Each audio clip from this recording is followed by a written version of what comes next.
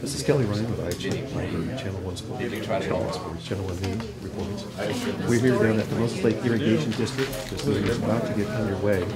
This is technically the second meeting of the Irrigation District, although I should say technically it's perfect. It's actually been the fourth meeting. The first three meetings were extended from three prior meetings that started on the 10th, the 17th, and the 24th. So this meeting is about to get underway.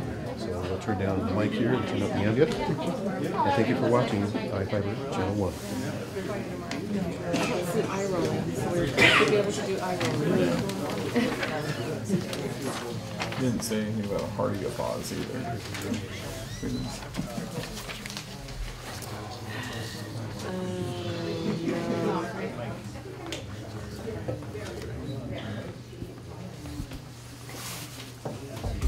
It's the sort of thing that happens when you live under a communist regime. He wants our yeah. When's he going to come? He's going to sink our boat too. Oh, I know. Yeah, but he does.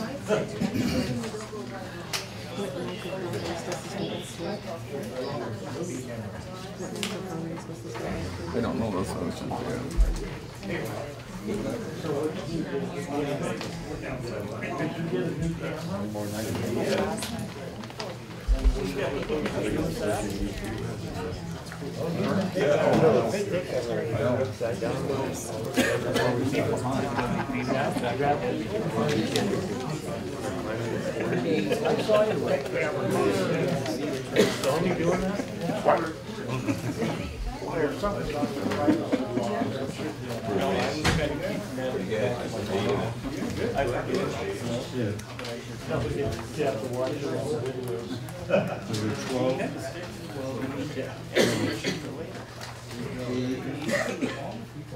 Behind your knee.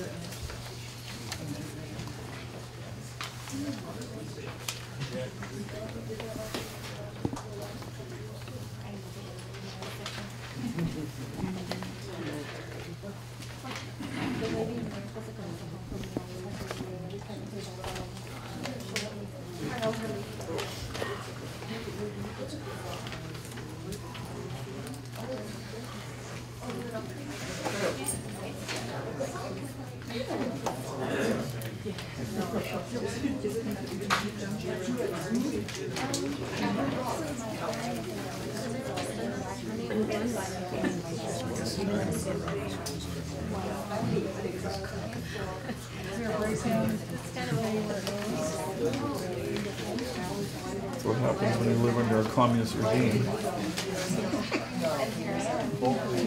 Take all your rights away immediately.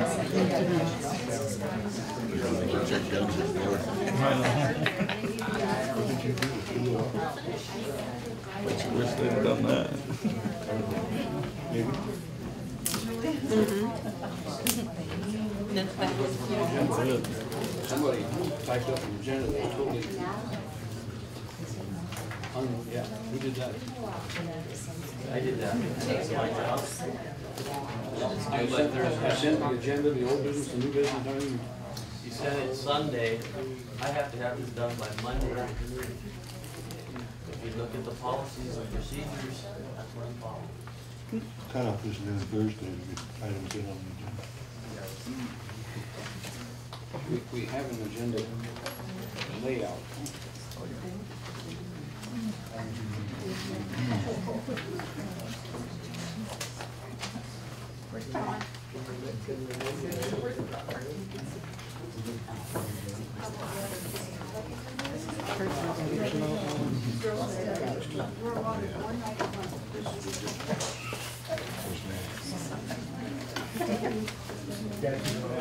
He's gonna have to live by his own rules on this piece of paper. To the Moses Lake Irrigation District, to our TV viewers who just tuned in. This is a meeting and it's been called to order. Let's go ahead and call the February meeting of the Moses Lake Irrigation and Rehabilitation District together. This meeting is being recorded, I assume. Okay. Note that all three commissioners are here, and the manager, and we're minus the secretary, Julie.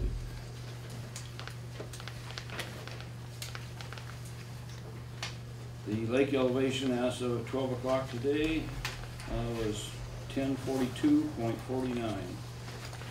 We have no presentations and awards. I will not be asking for the approval of the minutes because I have yet to see them. So we're going to probably bring that to the next meeting, which will be in 2 weeks. We'll be suspending this meeting rather than adjourning it. And at that point in time, we'll have the minutes and we can go ahead and approve them at that point in time. Yeah. We have no bids that I'm aware of. This agenda, quite honestly, has been totally turned around from the other thing that I had and everybody I had it laid out. Obviously, if you don't have it in here by Friday, it sounds like it's not going to be taken care of, and so I have no idea what we do. They keep on the payroll and can't get a dang thing done. Excuse me? 2 days' time here. Excuse me? Yes. You can't follow the policies and procedures. That's not Well, my problem. Then we'll change the policies and procedures, but I think that Well, of course you will. Of course you do. I think that giving it to you on Monday morning, and we have a Tuesday evening meeting should be time enough to put the items into this little category that we got here. Since they're already typed up and given to you. But nevertheless, we'll plug on. I don't know what you've left in and what you've taken out. You've done everything you can to bring it back to the old system here. Well, point of order, Mr. Chairman, if I may.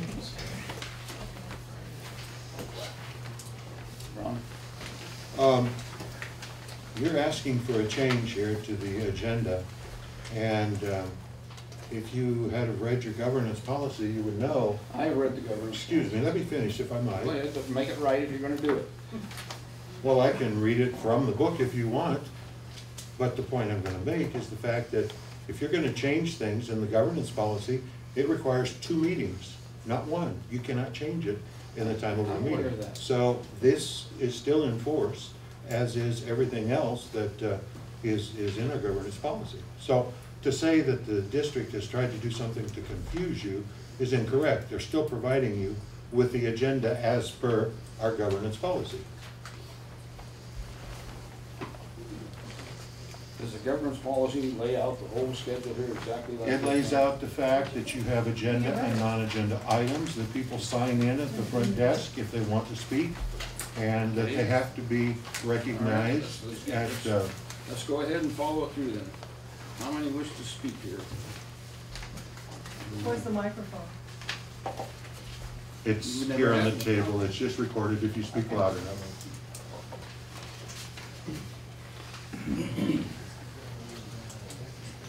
Well, we're gonna work on this. Where you go. Approval of the bills. I see that we have bills that total close to $1/3 here for carrying over from last year.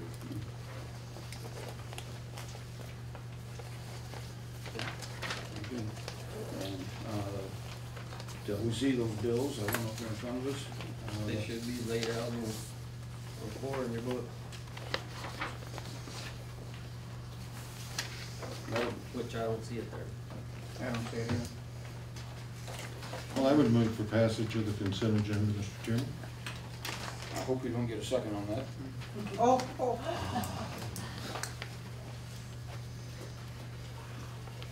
We're not gonna approve a $1/3 bill on the consent agenda. Ron? Not seeing them? That's exactly what's been happening this whole last year here. This is a process and procedure that has been used for a long Well, time. I realize that. Not just the last year, for years and years. Do you have any idea how much money was spent last year when the year was all said and done? I do, Do you? but I kept up with the budget, so I do. Did we come in within budget? Yeah, we did. Okay. You're gonna be in for a big surprise, Ron. Nevertheless, let's get this argument amongst us. Let's continue on here.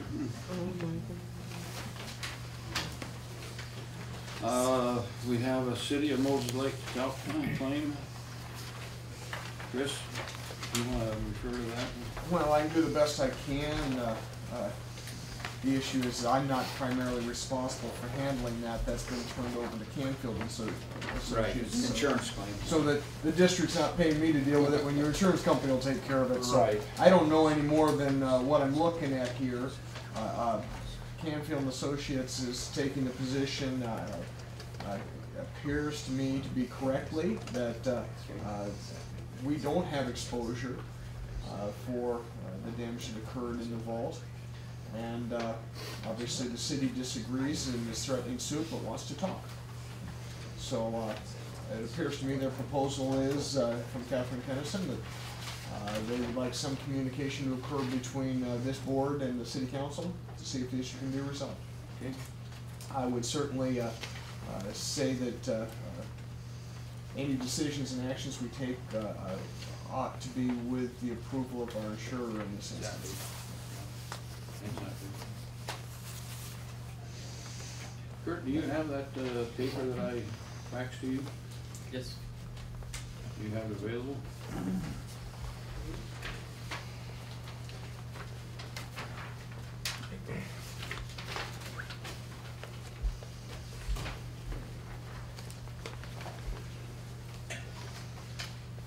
Okay, moving on down the list, Connolly Park, well. Excuse me, what about the B under agenda items? Nothing's on my list. You got it typed in? Right here, under, Oh, okay. RCW 8784 and RCW 8783.260, non-compliance, budget. This is news for me, so go ahead.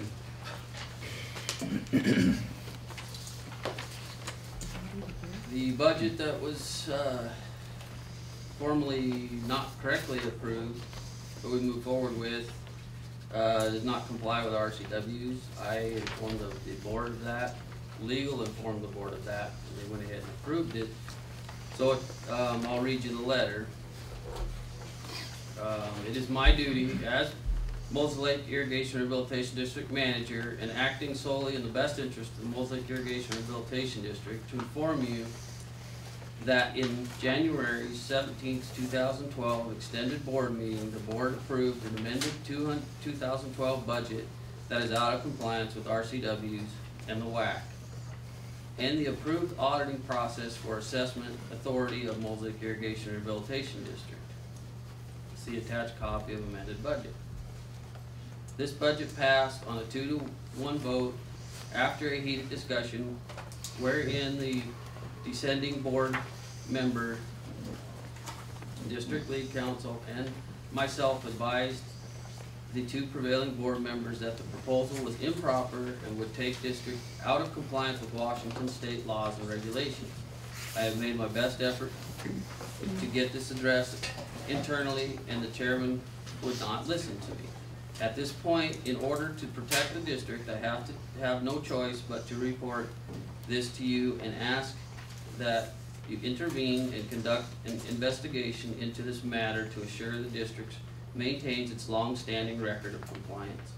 I have included for your review the MLIRD assessment formula that was approved by the auditor and attorney general this year, as well as the district's formula for expense breakdown that approved initially budgeted for 2012, approved December of 2011. Chairman Hansen, 2012, amended the budget breakdown. Is handwritten in, categorized in the right-hand column. I believe he is out of compliance under the special assessments category. Please contact me with any questions or comments. And this letter went to the state auditor's office. Okay, and what referring to in particular? In particular, the slush fund, which you called, or surplus fund, is at 43% of the budget. It's only allowed 25%.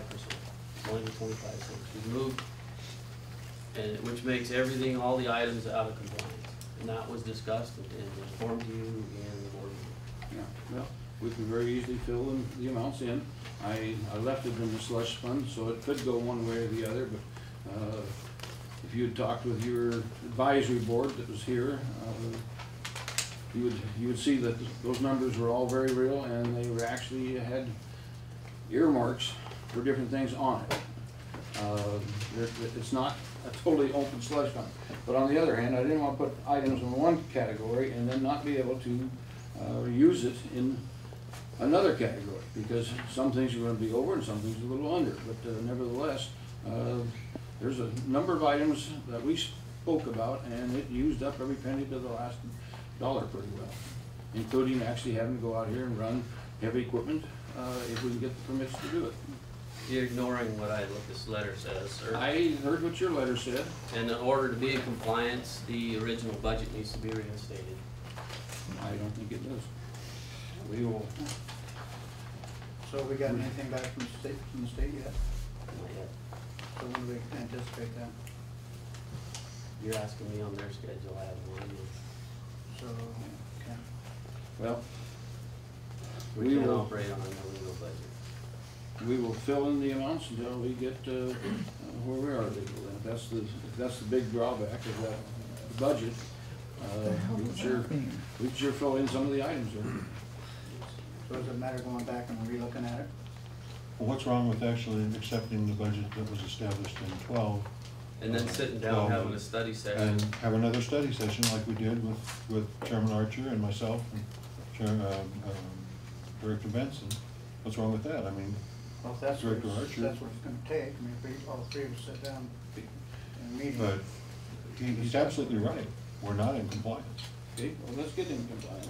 I don't have a problem if you got a legitimate claim here. Let's go ahead and take a look at it. And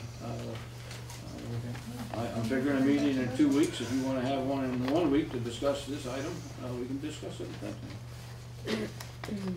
Well, That's something that. we obviously need a study session, but we gotta be in compliance first. You need to So, reinstate the original budget and then have a study session. well, if we reinstate it, is it gonna change anything? And so basically we can reinstate it the way it was, and then come back and do a study session, and then change it, right? Is that what you're saying? You have to work through and amend to meet what you wanna do. There's ways of doing it. And you need to be working What kind with of staff. timeline are we looking at? We have to advertise before you sit down as a study session with the public. So I don't know those exact timelines. I think it's a couple So of if weeks we to made a advertise. decision tonight and did some advertising as soon as possible. You how could quick- probably have it on the 20th, the study session, Okay. not a board meeting. Okay, then after the study session, the next board meeting is when we would actually. Why don't we, I'm already figuring on having a meeting in 2 weeks. Why don't we come in at like 4 o'clock, have it from 4 to 6? Well, Mr. Chairman, point of order here, you've got to state a reason for having a continued meeting. You're just Yeah, saying. we are going to give that reason. Well, then perhaps you'd like to share that with us. You're just talking about a continuation of meeting. If we get through with the business tonight, there's no reason to have a continued meeting. Well, that's why I want to be able to talk about it and tell you why we're going to have a continued meeting. Go ahead. Okay, part of it will be for Now, talking about this budget, if that's the case. if we're talking about the budget and getting this done as quickly as possible, it sounds to me like by the 28th, we should be able to have a meeting, right? With the study session, right? Well, 20? I would guess. I would guess we could. Okay, now, can we put that down and make that happen? Or are we just guessing? Well, I have to go back and look at the advertising timelines to give you a definite answer.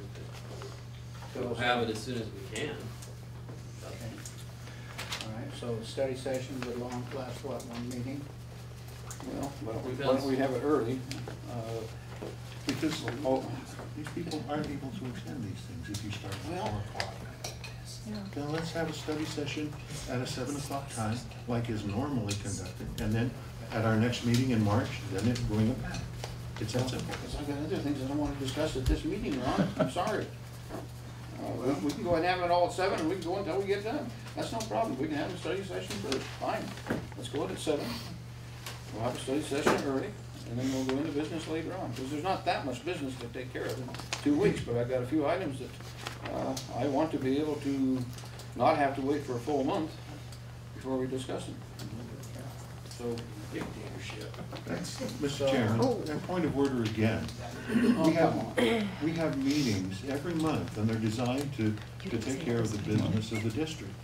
And your idea of continuing these meetings just because you want to rehash everything again and again and again is not appropriate. Well, Right now, we're just discussing the account of the, you just increased budget, the right? load, so don't, we're talking about the budget, aren't we? Is that what we're looking at? Study session for the budget only, period, no, that's it's it. not only, Ron. That's what I'm saying, unless Not- you've got. I have got items I want to make sure they're taken care of, so, Okay, so- get that through your head, that All that right. is part of what we're trying to accomplish here. Point of order, Mr. Chairman. Ron, Point of order. why don't you write down? No, I don't need to, no, if you're familiar with Robert's rules, you know I can take a point of order. And I am saying that you are out of line here. Now, if you want to take a position, you state your position and then give me the opportunity to appeal that. Well, we've got a lot of business ahead of us, and we can sit here and argue about whether we're gonna have a meeting or not. By the time I get through with my list, which I turned in, you'll know that we're gonna have to have another meeting in a couple of weeks. It's not gonna be a matter of waiting for another month for it to happen. So call for a point of order. You have to act on it. Okay, so what is your suggestion, Ron? You don't know?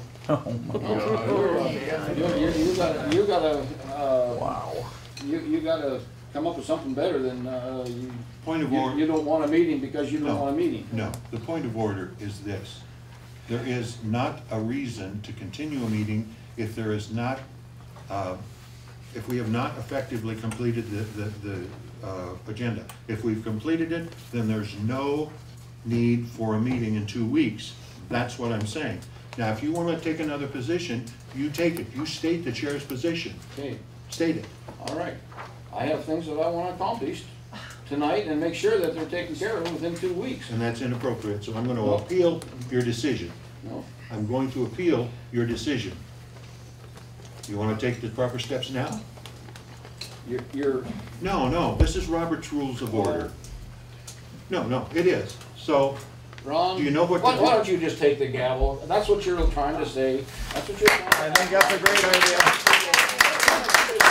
Give it to me, and by God, then maybe I'll let everything happen here. You didn't do a damn thing the whole year you were in here other than just run a meeting and run it like a dictator yourself. Oh, Jesus. And you got all these people here to help you Ladies and gentlemen, smile and He learned a roll new back word, your so eyes now he's and gonna use everything it. else. All right. Hold on, we're having a rundown here, and I'm sorry. no, you've got to take the appeal. I have got business to take care You of. have got to take the appeal.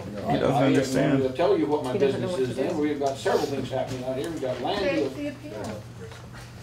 Do you know what to do No, now? I don't know what you want. No, well, let's go by Roberts. You know, Okay, tell me. I'm really surprised, Mick, you sit in here as chairman, and you don't know our governance policy, you don't know Robert's Rules of Order, you don't know how to conduct a meeting? You surprise me. Well, you're right on top of it, so you tell me what I should be doing here. All right, you take it to the vote of the assembly. The assembly are the ratepayers in this room this evening. They vote whether they sustain the decision of the chair or they don't. That's what the appeal process is. And I'm demanding that. Cop out. Well, Ron, No, it's, so you're saying that we can't have a meeting in 2 weeks if we want to or not? Look, we sit here and we represent these folks. And to have you How dictate many- how. how many of these people are Excuse me, actually I'm in the not irrigation through. district? Let me finish. You stand here and you represent these folks. So let's represent them. Let's do what they expect us to do. Let's conduct That's what I was business. voted in Let's to do, conduct Ron. business properly. So ask for a vote. Only ratepayers can vote. Ask for those that support your position. Show of hands. Show of hands. As far as, Vote none. Show of hands that support Mr. Hansen's position to carry this meeting on for consecutive sessions. We've got, can we show, what do we got? 1, 2, 3, 4, 5, 6, 7, 8, 9. Looks like 9. You agree? 9, 10. All right. I don't know, there's some out in the hallway there too. That doesn't seem fair. Yeah, the voting process is fixed again. Yeah, I don't know, Ron. Go ahead. That's what an appeal process is. I know. Well, go ahead, Ron. Call for the other way. You do it, you're the chairman. No, you're the chairman. Good boy. Oh, Jesus, really? Yeah, Ron, you call for it. All those, for not having a meeting here on 2 weeks, basically is what it boils down to. Yeah, you got a real stack. At least 4 out of people. Okay. There's probably Please more on the carry hall on. too. All right, first off, I think you need to finish up what we're talking about in this budget. Right? And so, it sounds like in order to be in compliance, we're gonna have to go back to the original budget. Am I wrong? No, Okay, so. there's no reason to go back to the original budget anymore, there is a reason to go back to the other budget. So in 2 weeks, we'll decide where we're at on it Okay. and go from there. So on the 28th, On the 28th, we will so we take can care leave of it as it. is for now. Is anything gonna What's your change? culpabilities if you know that it's an illegal budget and you vote not to go back to make it a legal budget? What's your culpability?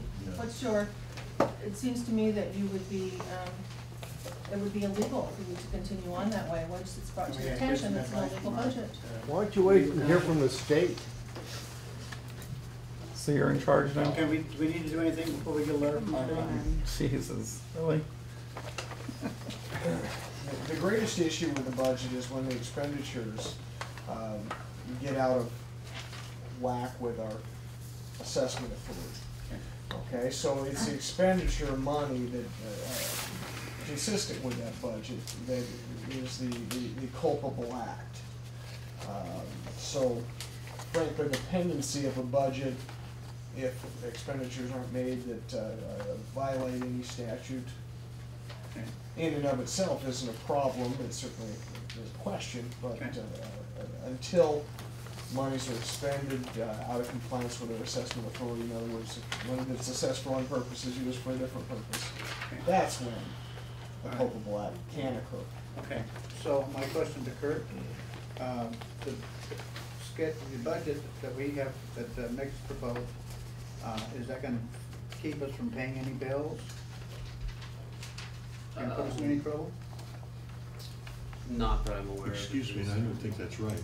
There are some expenditures that I've already seen coming in and talking. Contract. Yes, that we, and actually to purchase some equipment that we can't even do yet because we don't have enough money in the budget. So our staff is not working.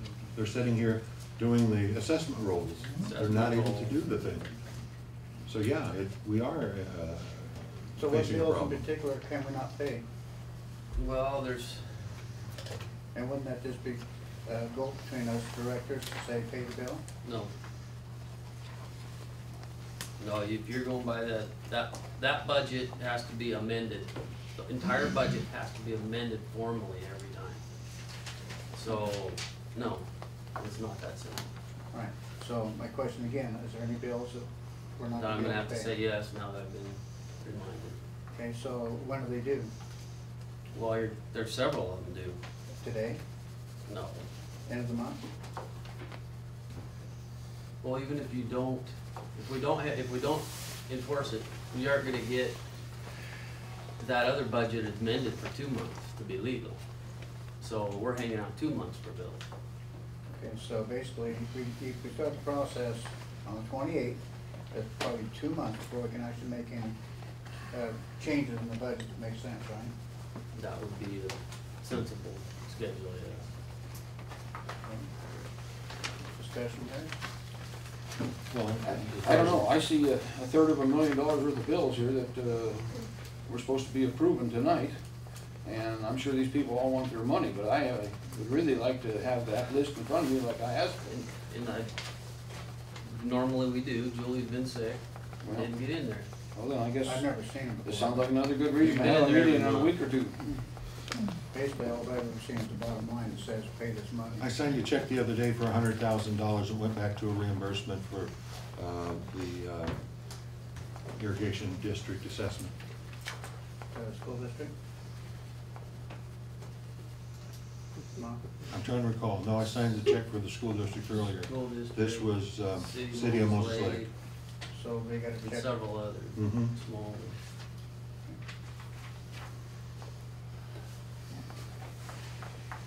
been down to the bank and renewed your, Absolutely. good. You had a chance yet, Bruce? I think we did.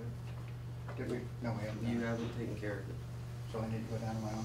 Actually, Julie has it in her office. All right, well, Well, I would ask that you refrain from signing checks until they're approved by the board. You don't have that authority. does the What do you board mean have we don't? authority? You don't have the authority to direct me to sign or not sign checks. Until they're approved by the board? Day-to-day operations is on his shoulders. He Yeah, has. but not on your shoulder. No, that's right, but if I'm asked to come in and sign a check to pay the bill, and I see the bill, and it's properly done, I have the authority to sign the check. I don't have to wait for you to give me approval. I'm sorry, Ron. Nope. That's where the Check. board, that's where the board comes in That's until where they you, approve. that's where you approve, like we just had. We had the consent agenda, I Yeah. moved for approval, and it died for a lack of a second. Right. Till I see the bills, know what the bills are. We're not just gonna run through here in a consent agenda and approve $1/3 and go on like nothing happened. That is not gonna continue on. I wanna see the bills, I wanna see the checks, and I wanna see the money coming back from the bank as far as the canceled checks. You do not have the authority to micromanage this district. This is not micromanaging. Yes, it is. We have hired him to do the job. Yeah. And it's his job. It's our job to check and I make think sure as a everything happens. director, we are He, entitled by the.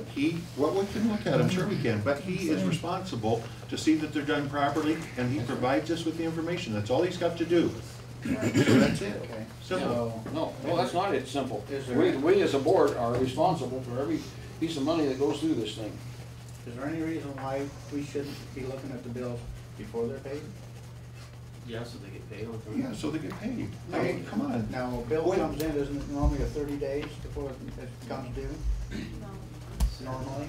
Water net We're gonna 15. start that again. Yeah, we're gonna start that again, Ron. Yeah. You are not under Jesus. any authority to go out here and sign checks without being approved. You are under no authority whatsoever to do that, so. It just You, makes you get sense. in your little book and you find where you got it, and then all this is there. So what's your comment? My comment is you need to understand the cash flow of the organization, number one, which you obviously have no idea of the process. In order to understand the process, you need to come in so we can go over how the cash flow works. Okay. And that's one reason that you're upset, thinking we didn't match our So- budget. So basically, it sounds to me like we need to set an appointment once a month or twice a month to come in and sit down with you, right? If you would come in one at a time and sit down with Julie and I for 2 hours, we could go over this stuff and you would have a better understanding of how the cash flows. Okay. And Okay. That makes sense, I guess. That's all I can say is, it's gotta go before the board before it goes out, so. No, it doesn't. That may not fit into what you're thinking as far as your schedule goes, but, I don't think anybody's gonna get upset because they have to wait until the 10th of the month to be paid. well, there will be, That's fine, let them get upset then, because, that's gonna be the way it's gonna start happening, because we're not gonna sit here and just let you guys run in here and sign checks and not run them before the board. you do run before the board. Yeah, after you've already paid them, what the heck good is that? Yeah, it all falls within the budget, so Let's I, move on. Where are we at here? Well, we're still gotta figure out what to do with Can I ask for this. some clarification? Are you going to have, is the old budget back in, or are you, when are you having your meeting to discuss the budget? We will leave it as approved until we have a chance to go over it and make it legal. If it's not legal, and at that point in time, if it's totally out of whack and cannot be taken care of, then we'll discuss it at that next meeting. But between now and then, we're gonna leave it just like it is.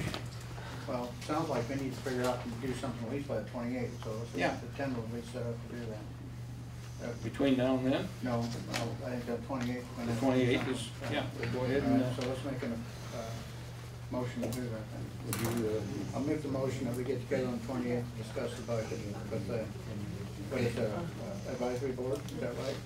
study session. Study session? no, this will not be with the advisory board. This will This be, is study session. this will be the Open board. meeting, study session. Study session.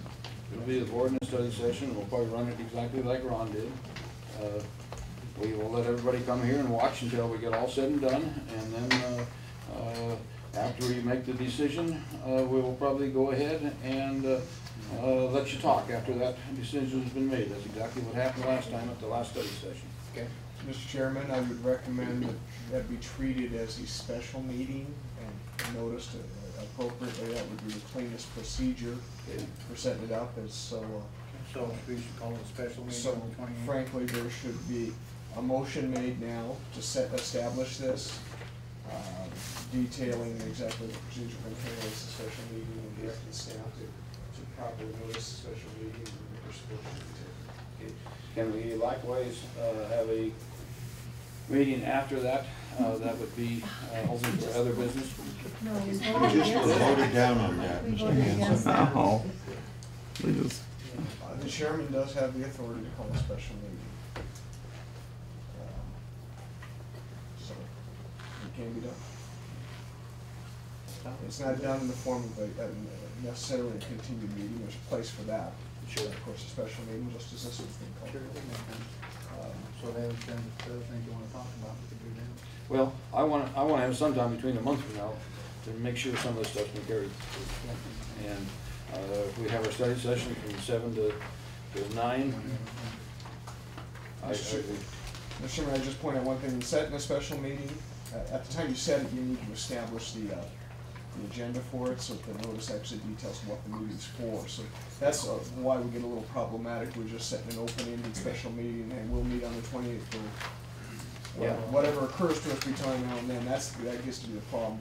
You do have to give public notice on the special meetings. Okay. So part of the special meeting needs to be the study session about the budget.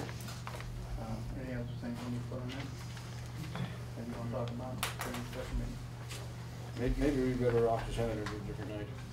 Okay, the equipment thing we're talking about, Well, the equipment, the land is a different item that's happening here. did you want to put that in the same meeting? Well, I did, but I guess if you guys want to. You can, right? Make Again, motion.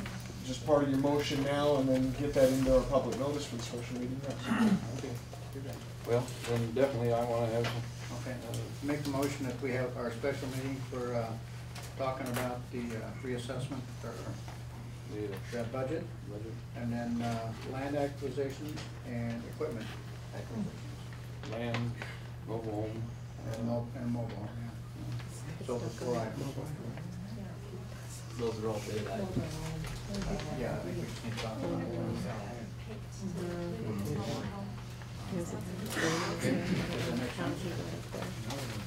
I would second that. And directing that staff issue the appropriate public notice. Yeah, all right, and then we need to. 7 p.m. on the 28th. Public notice. That's a little bit of sin. Yeah. So we're talking about the budget, the, Land acquisition. land acquisition, special equipment purchases, and mobile home. 4 items. 7 p.m. on the 28th. The 28th, Here. here.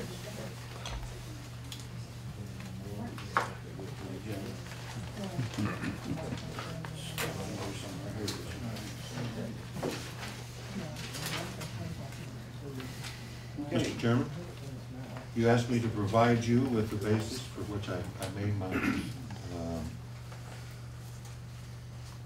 appeal. Under number 13 in our governance policy, it talks about ultra vires actions. This is extending yourself as a board member beyond your powers. And you do not have the power to act as an individual. We have a power to act only as a board. Secondly, talk about the general manager.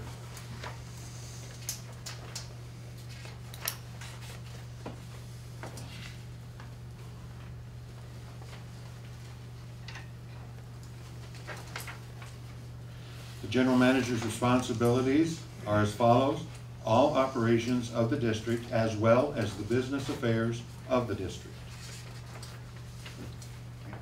Appointing a person to serve as the district's financial steward, the steward. This will be a person with sufficient education and/or experience to fulfill the duties of the position, and together with the general manager, ensure that, to the best of their knowledge and belief, financial affairs are accurate, complete, and reliable in all matters. He has provided that with his administrative assistant. General manager is the chief administrative officer of the district in control of all administrative functions and shall be responsible to the board for the efficient administration of the affairs of the district placed in his or her charge. Those three items right there substantiate the fact that we have a financial steward that has been hired by our general manager. She has the authority to write and pay bills. She can ask for a board member to come in and sign the checks, and you do not have the authority to put a stop to that. Because I heard several times there ago. I'm sorry. That they were basically they're supposed to notify us or keep us informed, right? That's right, and that's what he has said he would be more than willing to do. It sounds like that has to happen on us coming to him and asking That's for right, that information. absolutely. Instead of him just giving it. That's right. Okay, so. You seek that from the general manager. And you can do that as an individual, or we can do it as a board if you want to sit here and make our 5-hour meetings last 7 hours. Ron, it's our responsibility to be responsible for the money. That's absolutely right, I And agree. that is not going to be passed off to anybody, any manager, any secretary, anything else, or any one member of the board that can come in here and sign the check and shoot it through without having approval from the rest of the board. That's what That our is not governance, gonna happen. that's what our governance policy says. Well, then, Okay, where did this governance policy come from? Is this from the staff? I'm asking a question. Where did it come from? I didn't write, Oh, my it's a God. requirement, And this it's is a something he requirement should not know. only of our insurance carrier, Oh, but my it's a God. requirement of the auditors. Got his office. little bar. So I'm asking, where all the wording and everything for this governance policy? Kurt? It was passed here before you got on, so I'm not blaming it on you. But I'd like to know where it came from. The direction of the board by the legal, and it was passed by our insurance and the auditors to be in compliance with the state auditor. All right, so now. So where did you get all the wording? It's Is it legal. from- It's legal. Legal, the lawyer, So- our lawyer. Previous general counsel would Okay, have not have been. Can I ask our lawyer a question real quick? Now, is there anything that we can do as directors to make sure that we see the bills before they get paid? That we can direct our managers Mr. to Chairman. require him to make up a spreadsheet showing us the bill? This board has the authority, acting as a board, to impose that type of policy, yes. So it sounds to me like if we wanna see the bill, we wanna see. I it in wanna see the spreadsheet bills before they're Before paid. they get paid, and that's, we Yes. just have to direct them to do that. And We've if been we don't- directing them to do that. But obviously, like everything here, it's gotta have its motion, it's gotta be made, and All right, so I'd like to make a motion, I'd like to make a motion that before any bills get paid, that spreadsheet gets made up, and us directors get the opportunity to come in and look at it before the bills are paid. well, I want more than a spreadsheet, quite honestly. I'd like to amend that to actually seeing the invoices and the. You don't have a second, Mr. Chairman. We Can't amend it until you have a haven't- second.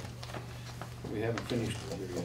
Okay, so, I would, yeah, I think it makes sense. It would make sense to be able to look at the bill. So, I'd like to amend that to say that, I'd like to direct, make a motion that we be given the opportunity to see a spreadsheet, showing the bills that are due, along with the, statements that go with it.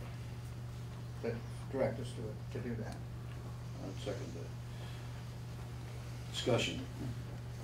Ron, you had your hand up first. I think if the manager will go get the RCW 87.03115, he'll find that it says in there that the secretary will put together the bills and present them to the chairman of the board prior to the meeting. That's in the I wouldn't be RCW. able to tell you, I've read it in RCWs, but as far as that being the right number on it. And that's all you're asking is to see Yeah. them, and then the Yeah. board actually approves the bills and the vouchers. Well, that's the way I've always done it, any other organization I've ever seen. It's in the RCW. Yeah, well, that's, What if you choose not to? Okay, the bill. What if it's their retirement and you choose not to? I think we have the option to discuss it. Okay. Next time, raise your hand. Sandy? I did. She did. I'm Sandy Estes, and I'm curious, how many signatures from the 3 directors go on a check before it's paid out? Is it just one signature of a board member, or is it? Sandy, it's gotta have 2 signatures. It's gotta be at least 1 board member, and then the manager is the other one that's set up to sign it. And It can be 2 board. It can be 2 board members. well, yeah, it can be 2 board members, but I'm saying it can be 1 board member and the manager, but that does not give that board manager the right to go out here and do it without having approval. from Well, the it seems like if there's checks to be paid, at least 2 board members directors should be called to come in and go over the I would bills agree. and the 2 signatures be on them. If you wanna put a 3rd and you put Kurt Carpenter on there, fine, but it seems like there's 3 directors, at least 2 signatures should be from one of you guys. I would agree to that.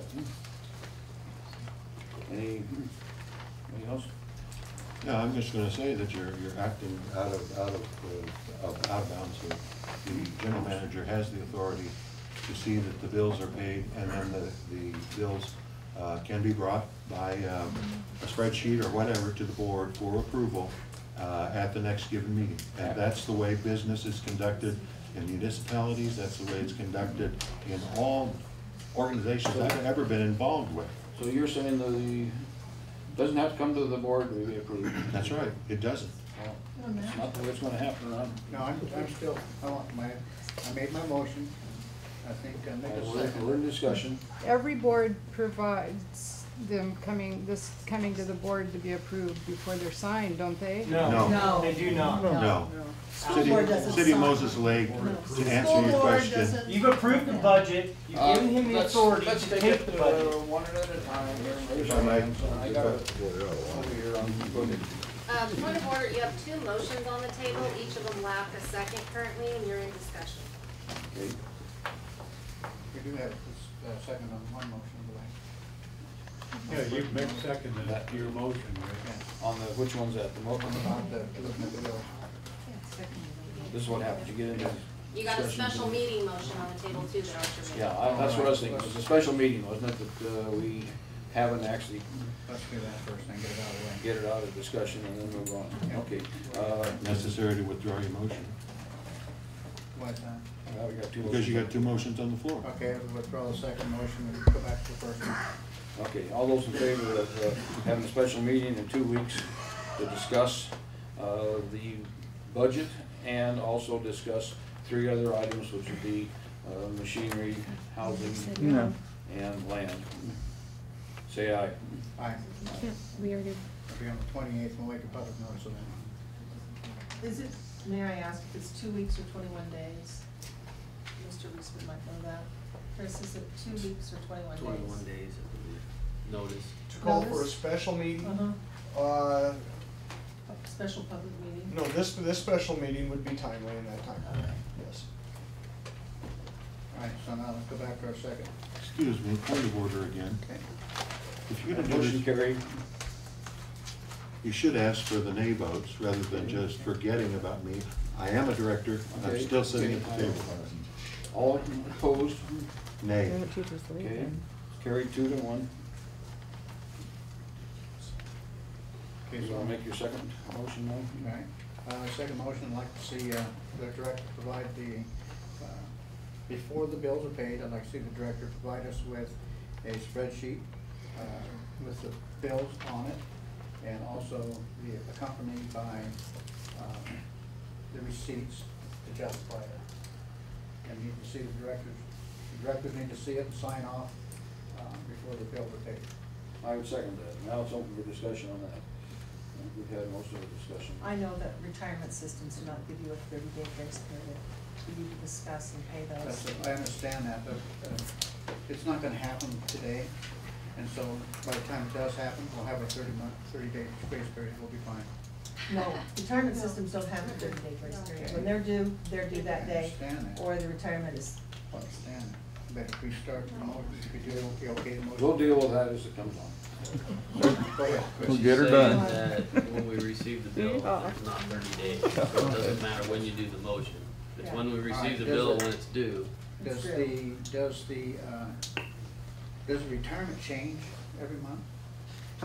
Well, yeah, it does, because it's based on, Significantly? well, We were talking a few dollars.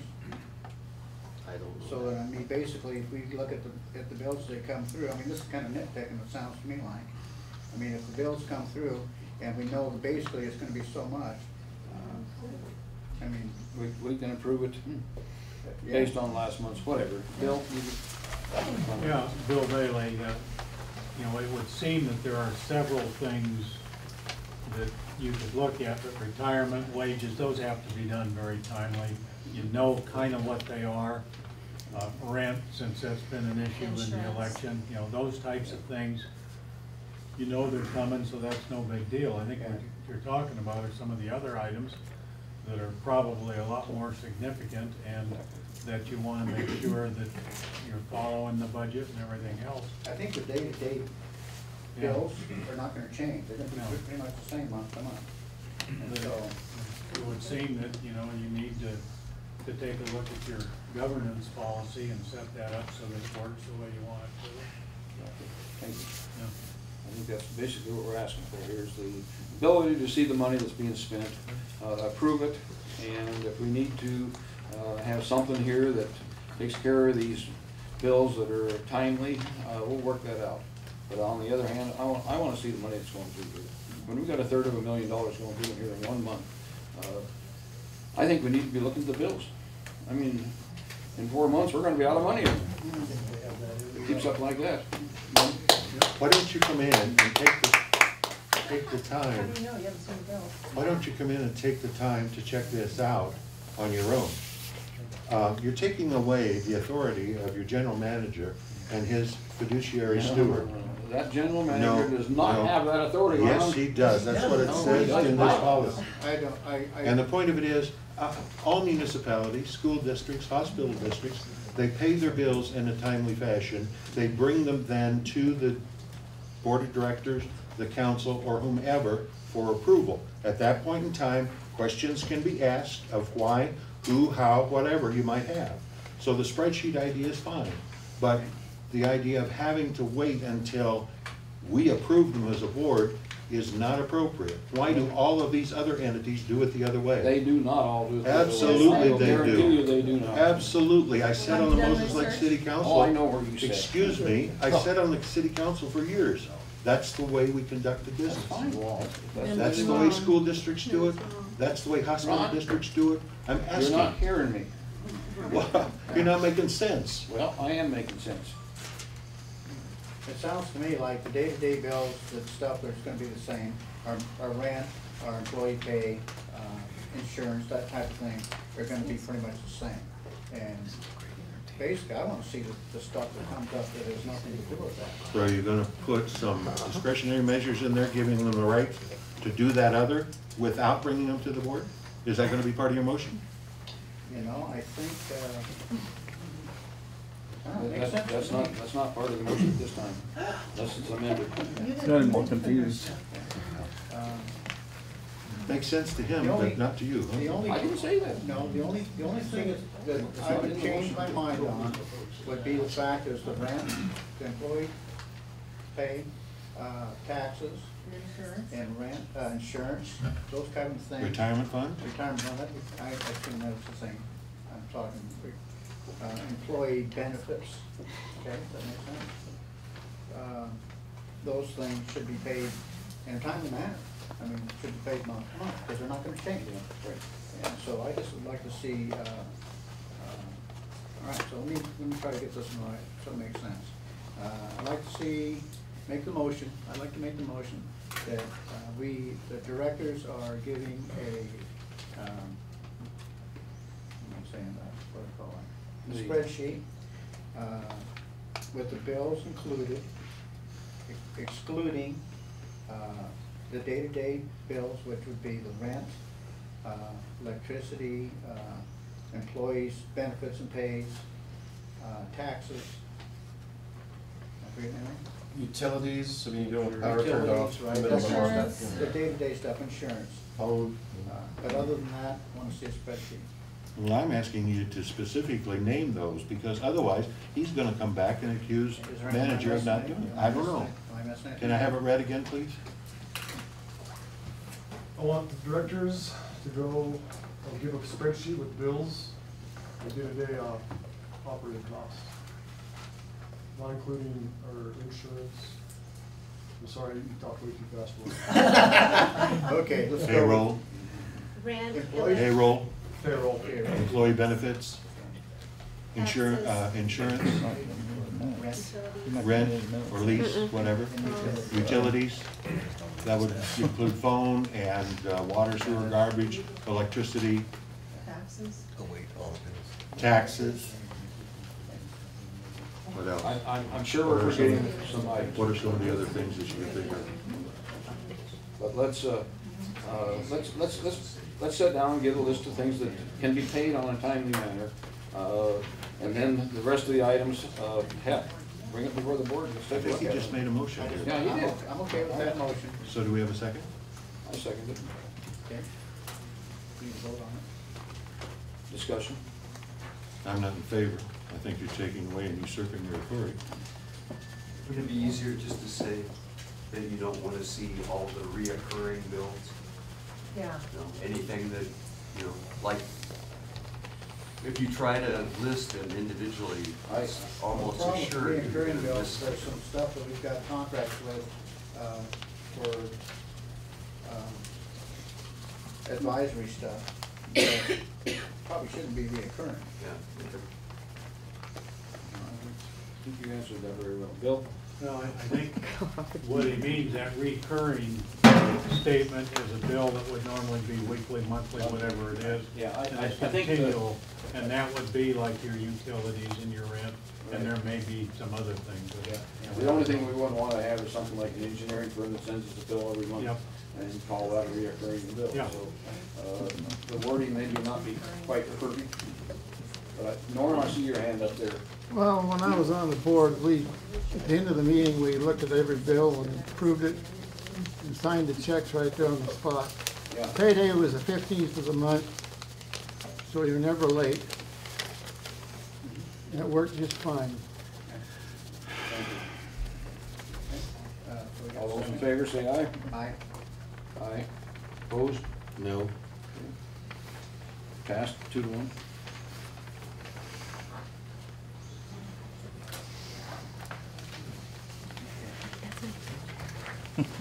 Okay, we're moving down. General Manager's report, Conley Park well.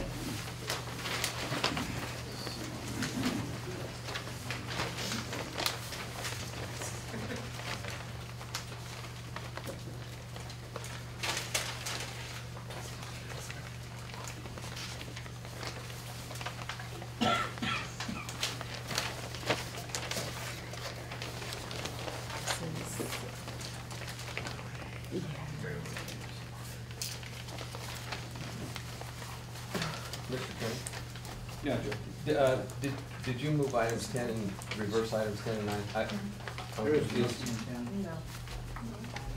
Non-agenda items There is no non-agenda items that I'm aware of, but. and public questions and comments? Where do you see that? Number 10. Oh, the public question and comments. Yeah, this, Plus we Is got that- stuff up here, I guess. He doesn't allow that. do you have a non-agenda item? that Well, you- when we came in, there was a sign-up sheet out there, individuals that wanted to. They've changed the format of the meeting Yeah, totally. on I was just this, so confused, as to if Todd. this, that's okay, if this was something that we were gonna move to the bottom and then allow the folks that said that they wanted to speak to the, on non-agenda items this evening, to allow them to speak, take care of your normal business and then go to that, or? No, that's, Well, it may take a while, because I don't know how many people you've signed up that said yes on, wanting to speak, but, maybe you just move that to another. well, Kurt, have you got your report ready to go? Yeah, you can step in. Okay, let's take you first. You got it ready to go there, Conley Park well. what I'm gonna do is read you, contract and timelines, from Columbia Northwest Engineering regarding that well. So you have a timeline on, and what needs to be completed. The well needs, it's complete and submit a Group A TNC water permit package, which is the TCE, obtain the water sample TCE, prepare a design for the system improvements. The improvements include the pipeline, the connection of the well, and existing water system, wellhouse piping and electrical, DOH approval of the permit package, construction of the pipeline and the wellhouse improvements, submit construction completion report to the Department of Health. All this lays out to approximately 126 days where we can complete the source approval. Okay. So that's from like today you're talking about? Well, once we start all this. So when do we anticipate starting it? The well was punched in 2009, right?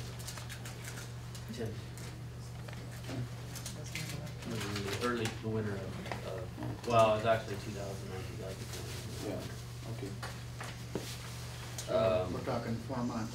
The problem we had when we first initially, the man who punched the well passed away during that time. The certification of the well was lost from that, in that company for a while till they found that we had some issues there. And once we got those resolved, it took over a year to do that, and that's why we're in the place we're at. So that basically is minimum of 126 days out before we have full source approval. Okay, so we need to get that started right away, it sounds like. Yep. Okay, so I guess do we need direction to do that, or just do that? You're dealing with an engineering company here on this? Columbia Northwest Engineering, this is the contract. Have they given us a price amount on that? Let's see.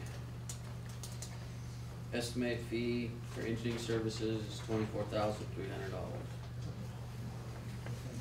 Are we anticipating on doing any of this in-house? Are we gonna be doing that? With the installation, we anticipate with staff, we can install everything except the electrical stuff will have to be electrician that's on the small work. So we'll be able to dig the trenches and stuff, they just put the pipe in and we put it back up, right? Provided we have the equipment, yes. Okay. All right, so, so do we need to direct you to do that, Kurt, or are you just gonna get on it or what? Well, I'm kind of not sure what my responsibilities are anymore. I can sign the contract and move it forward if you wish. If we need to do that. I would like to We need to make a motion. start it as soon as possible. Yes, you do.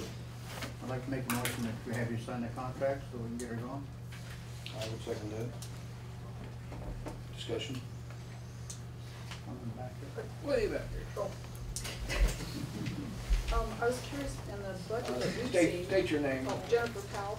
Okay. I'm curious, in the budget that we've seen, and I guess the one you're still operating on, you took the money out of the budget for the well to be finished and put it towards a mobile home. Where's the money gonna come for, where's the 24,000 gonna come from? We have got 10,000 that we put toward that operation, and it sounds like we may have to put more. That's where we're coming from on this thing. But we will be discussing the budget and the items on the budget in 2 weeks. Mike? There are several other companies up in the Spokane area Yeah. that come down in this area that might be a lot cheaper, that do the same process. Did we put this out before, or we just go with one company? Yeah, I think you need to possibly look for some more pricing. Well, you're talking a lot more time, but that's Well, fine. these guys, as you well know, are able to get on stuff. Yeah. Well, but they're not familiar with what's going on, so it takes time to get them up to speed with what's in. And we also, if we go out to bid, there's a time frame. So, Secondly, I'd like to see the money kept in the district. Where are these people? Columbia Northwest. So they're the engineering firm over here. Okay. Further discussion? All those in favor say aye. Aye. Aye. Motion carried, all three.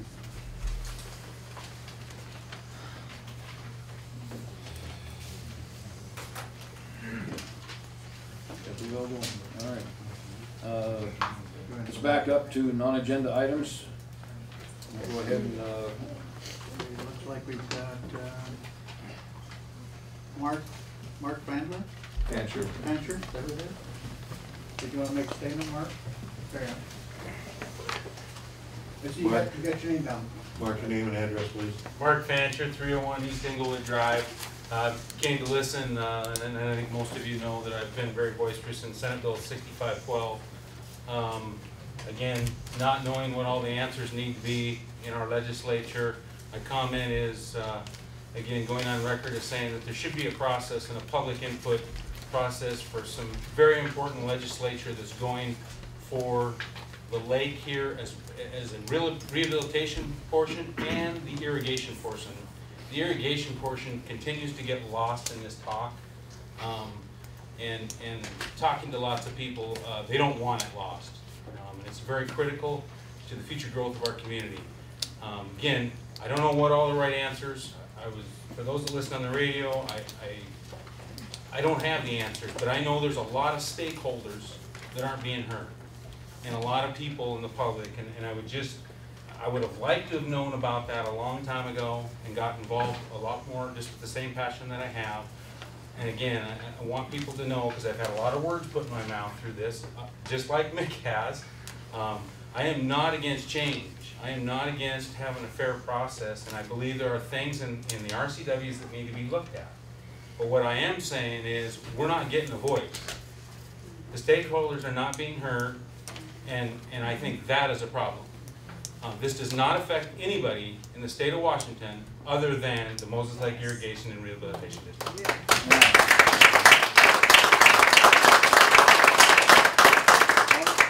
Mark, do you have any problem with any one part of the bill that you're aware of at this point in time? Personally? Well, because that's all I can speak on. Yeah, that's all you can speak to. And I won't. I cannot get my head around the voting. I'm not sure which way it should be done. I'm not. What are you against? The one man, one vote? Personally, Mark Fancher, yes, who only owns one parcel. Yeah, I don't think it's an equitable way. I understand one man, one vote, but this is an irrigation district. For people that have a benefit to that irrigation water. All other districts, they pay for their fair share of water. That's why I think there needs to be discussion. There are two RCWs that go along here, right? 8703 and 8784. Did I quote those right? It was 8703, which is irrigation. Right. I just think that we're putting all of our eggs into one basket by removing the assessment. Again, I don't have a problem with wanting to put a thumb on the ability to over-assess and do those things. I have no problem with that. But my concern is, are we rolling it clear over into one side and not leaving some thought process of how to maybe get out there and improve and gather more potential users? I just wondered if you had, like I say, any problem with any one part of it. It sounds like the voting part of it. Voting and taking, and not keeping some sort of mechanism in both bills to go to the vote to assess in those bills. And I'll tell you, Mick, you and I talked about it in the 3.5-hour meeting. Do you want to expand the boundaries?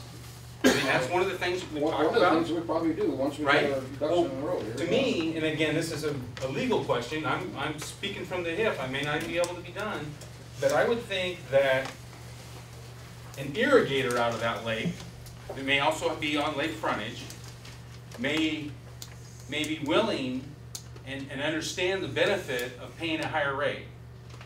A person that doesn't have that ability to irrigate, it isn't on the lake, may still find value into paying into the rehabilitation. And I would think that if you went out to somebody that couldn't irrigate, we may be able to sell the importance of that rehabilitation to them at a lower rate than somebody that's getting that direct benefit of using irrigation and stuff.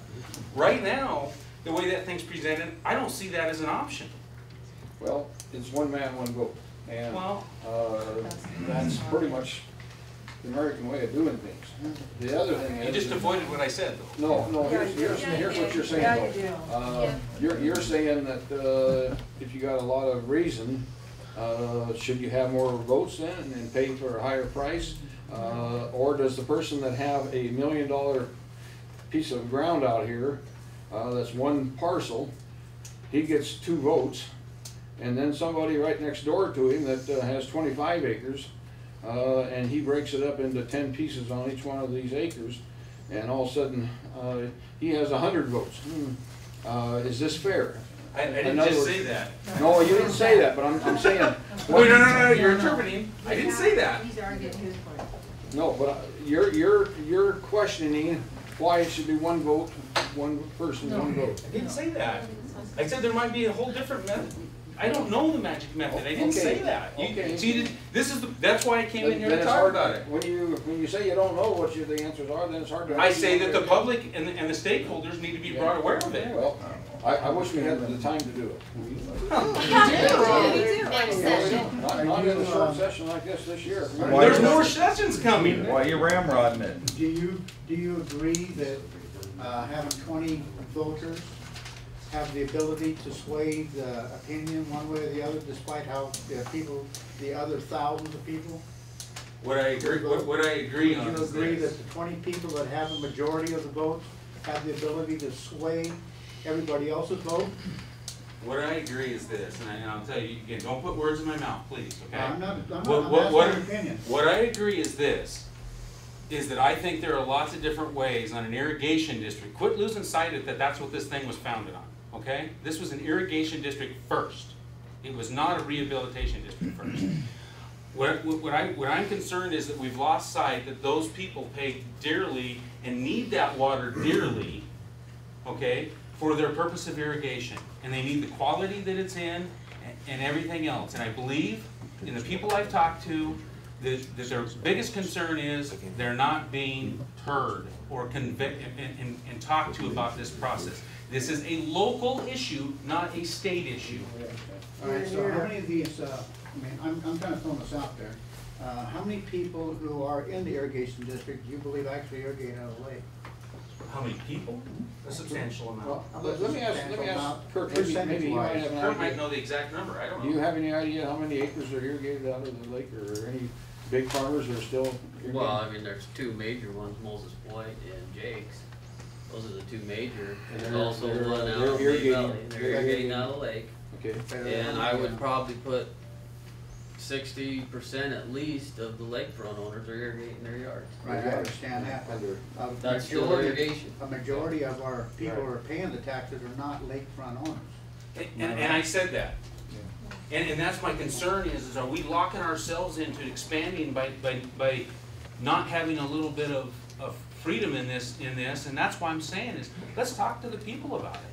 Well, why the rush to knee-jerk? And I'll tell you, I have some history with knee-jerk reactions over at the legislature, and then they get screwed up, and they gotta go back and fix it. Well, I don't think when it passes the Senate with 98%. Well, throw your hands at me. I You only have one abstaining vote out of all those people. Why would they care? Yeah, why do they care? They don't have to say the other side. Well, actually, some of the people that went over representatives live right here. We care. Ms. Holmquist. Said she wasn't in touch with local politics. Yeah. This morning on the radio. She's not supportive. She's not supporting it. No. You don't know what she's doing. She's kind of on the fence there. I don't know. That's perfect. I'm the only guy that's raised his hand so far. Well, I'm calling but the ones that are. No problem. handing out I here, said too. my piece. Thank you, people. Yeah, right on, Mark. I concur with what Mark says wholeheartedly. I think that this is being shoved through. You say we don't have time. Yes, we have time. We don't have to push it through this session. It can be brought back to the ratepayers, and we can have a number of public hearings and take public testimony and try to come up with an idea that is beneficial, and in majority of the consensus feel that is the proper way to handle the MLIRD, rather than you not having the authority, you and Hochstetter and Janaea getting over there, putting this bill together, and you say, well, nobody showed up. You know, we didn't even know about it until you had testified at that hearing, and we got a phone call. And then I got a phone call, and it said, you know what's going on over there? No, I don't. Well, Mick has done this, this, and this. He was given the authority to go over and try to improve the voting process. You weren't given the authority to change the assessments. You weren't given the authority to change the voting rights. You were given one distinct. I'll give you the exact sheet that I gave you that night when we talked about it. There was a motion that gave you the authority to represent the board on behalf of MLIRD discussing changes to the election process, period. Period.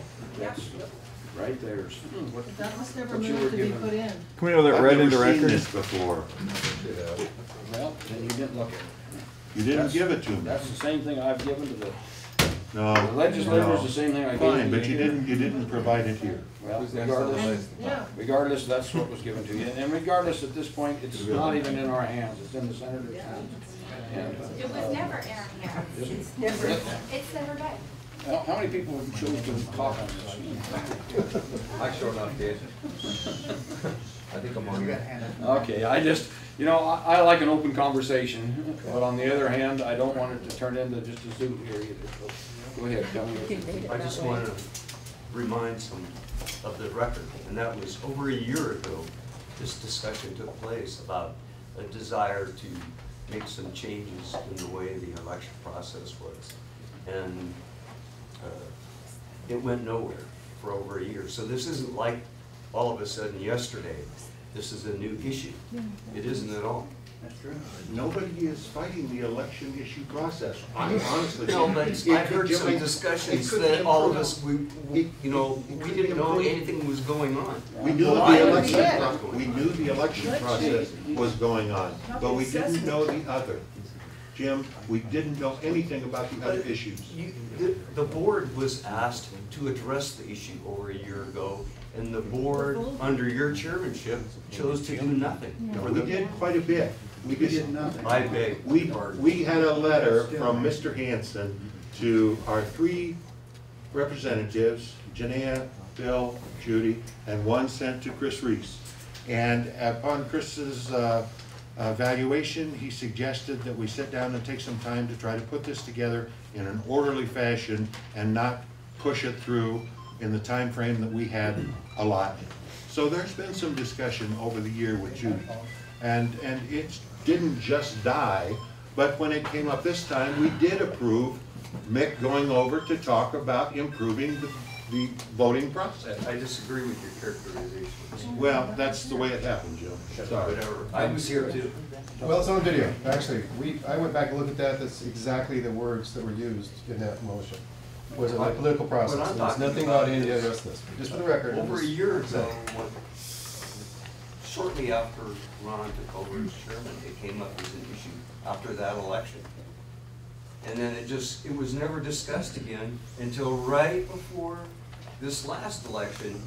I had it on the sign-up sheet that I wanted to discuss it, and it just by chance, Mr. Archer had some items that he wanted to discuss. And that was the first time that issue had appeared in almost over a year from right after Ron was elected. And it arose. I agree. Yeah. It didn't come up before a board meeting after that. I agree. I didn't say it did. Todd? My name's Todd Vogt, 1538 South Lakeway Drive. I mean no disrespect to anybody that's on the board of directors here. I came here tonight to speak on 6512 myself. I'm a ratepayer. I also am a property owner on the lake. I have 14 properties. I pay $2,000 a year per year in assessments to the MLIRD, which equates to very near $2 million worth of property. Many of my properties, most of my properties are not on the lake. I own properties that are developed. They're apartments that are assessed at between $250,000 and $500,000 apiece. I'm a very, very concerned ratepayer. I never complain about the rates that I pay. I just want to know where my money is going. And the one man, one vote thing in the 6512, I'd like to go on record as saying I'm opposed to. I pay a huge amount of money in rates, and I want to be represented by one vote for every property that I have. And because I pay a lot of money for those properties. So I feel, I'm not saying 2 votes for every property like it has been in the past, but a minimum of at least let me exercise my right to vote my properties. And I feel adamant about this. I mean, if I'm paying rates in the district, then let me have a vote. If I'm not allowed the vote, then take my interior properties that aren't on the lake or that aren't I'm irrigating my property, take those off of the list and don't make me pay the rates for those. Yeah. Well, Todd, would you have the same feeling if you had a piece of property that's worth $2 million, say you had one big commercial building on it, and it was on one parcel of ground and you got 2 votes, would you feel the same? That you should have that person should have 2 votes versus somebody that's got a lot of parcels of ground? If he chooses to break his property up into 25 parcels, then allow him to have 25 votes. If he chooses not to and irrigate it on one farm unit, then so be it. Yeah. Well, you're happy with the way all the rest of the system is? Or? I'm happy paying the rate if this is all about the Clean Lake project to me. You know, I want to see our lake clean. I'm willing to pay the rates and the fees that it takes to get our lake clean. And you know, if it costs me $2,000 a year, I'm okay with that. But I also want to have a voting voice in how that's done. Sure. Thank you.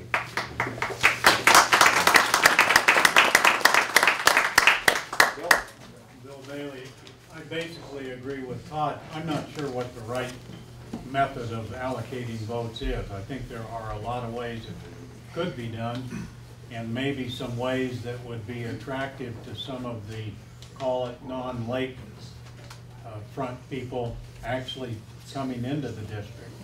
The point being that had there been a more public process, which we still have the ability to tackle, you could put together some forums, discussion groups, study sessions, whatever you want to call them, and come up with a consensus of ways that it would work relative to that. You know, I have in my mind that you went to Olympia with the idea in mind that you were going to improve things. Don't have a problem with that, but I have a problem with not having a little bit of a voice in it as a ratepayer, and not having the ratepayers, if you will, agree to what the new rules will be relative to voting and everything else.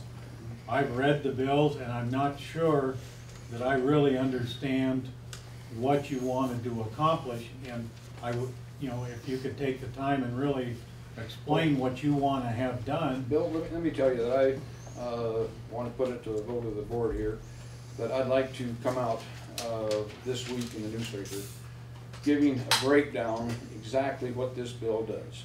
You know, from the who votes and how many votes they get, how the votes are handled by mail, the whole thing.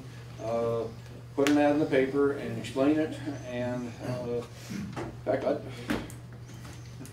you know, I've agreed with the vote by mail for years. Yeah, but we don't do it.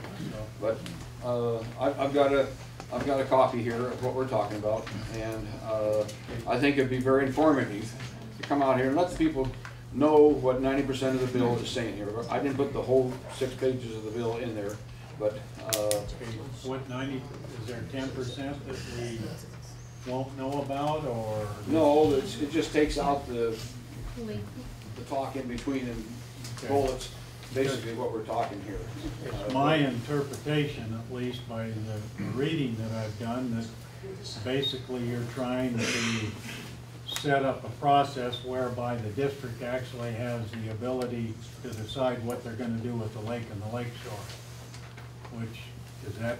No, there's nothing in there about that. I've got the bill here, the way it's going through, it's the way it went I through. I read the amended version, and I noticed that wording, and I was very curious about it. There's nothing in there about how we're gonna clean the lake or anything.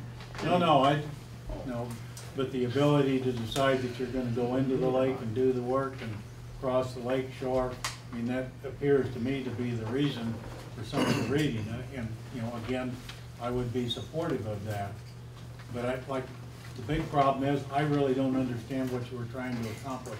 Well, we're trying to take out a lot of the stuff that needs transparency and it does not have it, and making it easy for people to sign up, vote by mail, turn it back in, and get away from having these stations where they gotta come in and stand and wait and stand out in the cold weather in December, and a number of items here that should make it much more pleasant for people to vote, and just make it more streamlined and everything about it. I mean, it's just, everything that I've been hearing for several years here is in that bill that helps correct it. Mrs. Parr, in the back side, her hand up. I wanted to say, my name is Nancy Parr, and I'm a ratepayer, my husband. One of the things that happens, I think, is that it doesn't matter if you're the mayor of New York City or Moses Lake, and you decide to take action and do something, the decision, I mean, maybe it's the right thing, it's the best thing, or you know, but that mayor will always be wrong because they didn't have the constituency with them. And I think that's a lot of people are feeling. We're ratepayers, we weren't included, there's stuff going on, and we hear about it, and then, oh my gosh, they moved it and amended it at 10 o'clock last night. I mean, it's ridiculous how it's, I mean, it's been very difficult to keep track of it, and the problem is, if the constituents aren't with you, it'll always be wrong, I think. I mean, not you, I would talk about Seattle. No, I understand what you're saying, and that's a big part of that. It's gotta move. We have to go on the majority of people too, not just anybody. But where were the ratepayers 10 years ago? There was no majority. Let me start over here and I'll work my way across. You keep talking about transparency, Mr. Hansen, yet on January 24th, when you had all of us in this room at a public meeting, you chose not to disclose there was a Senate bill out there that you were testifying to 2 days later. Why not?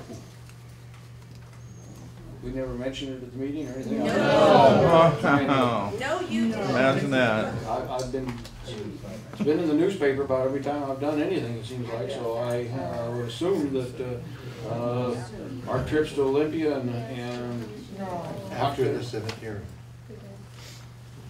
After the Senate hearing, before it hit the Senate, I don't know. I know that I've talked to a lot of people, and I thought we had the meeting here, but I couldn't tell you. Let's go ahead and Chris.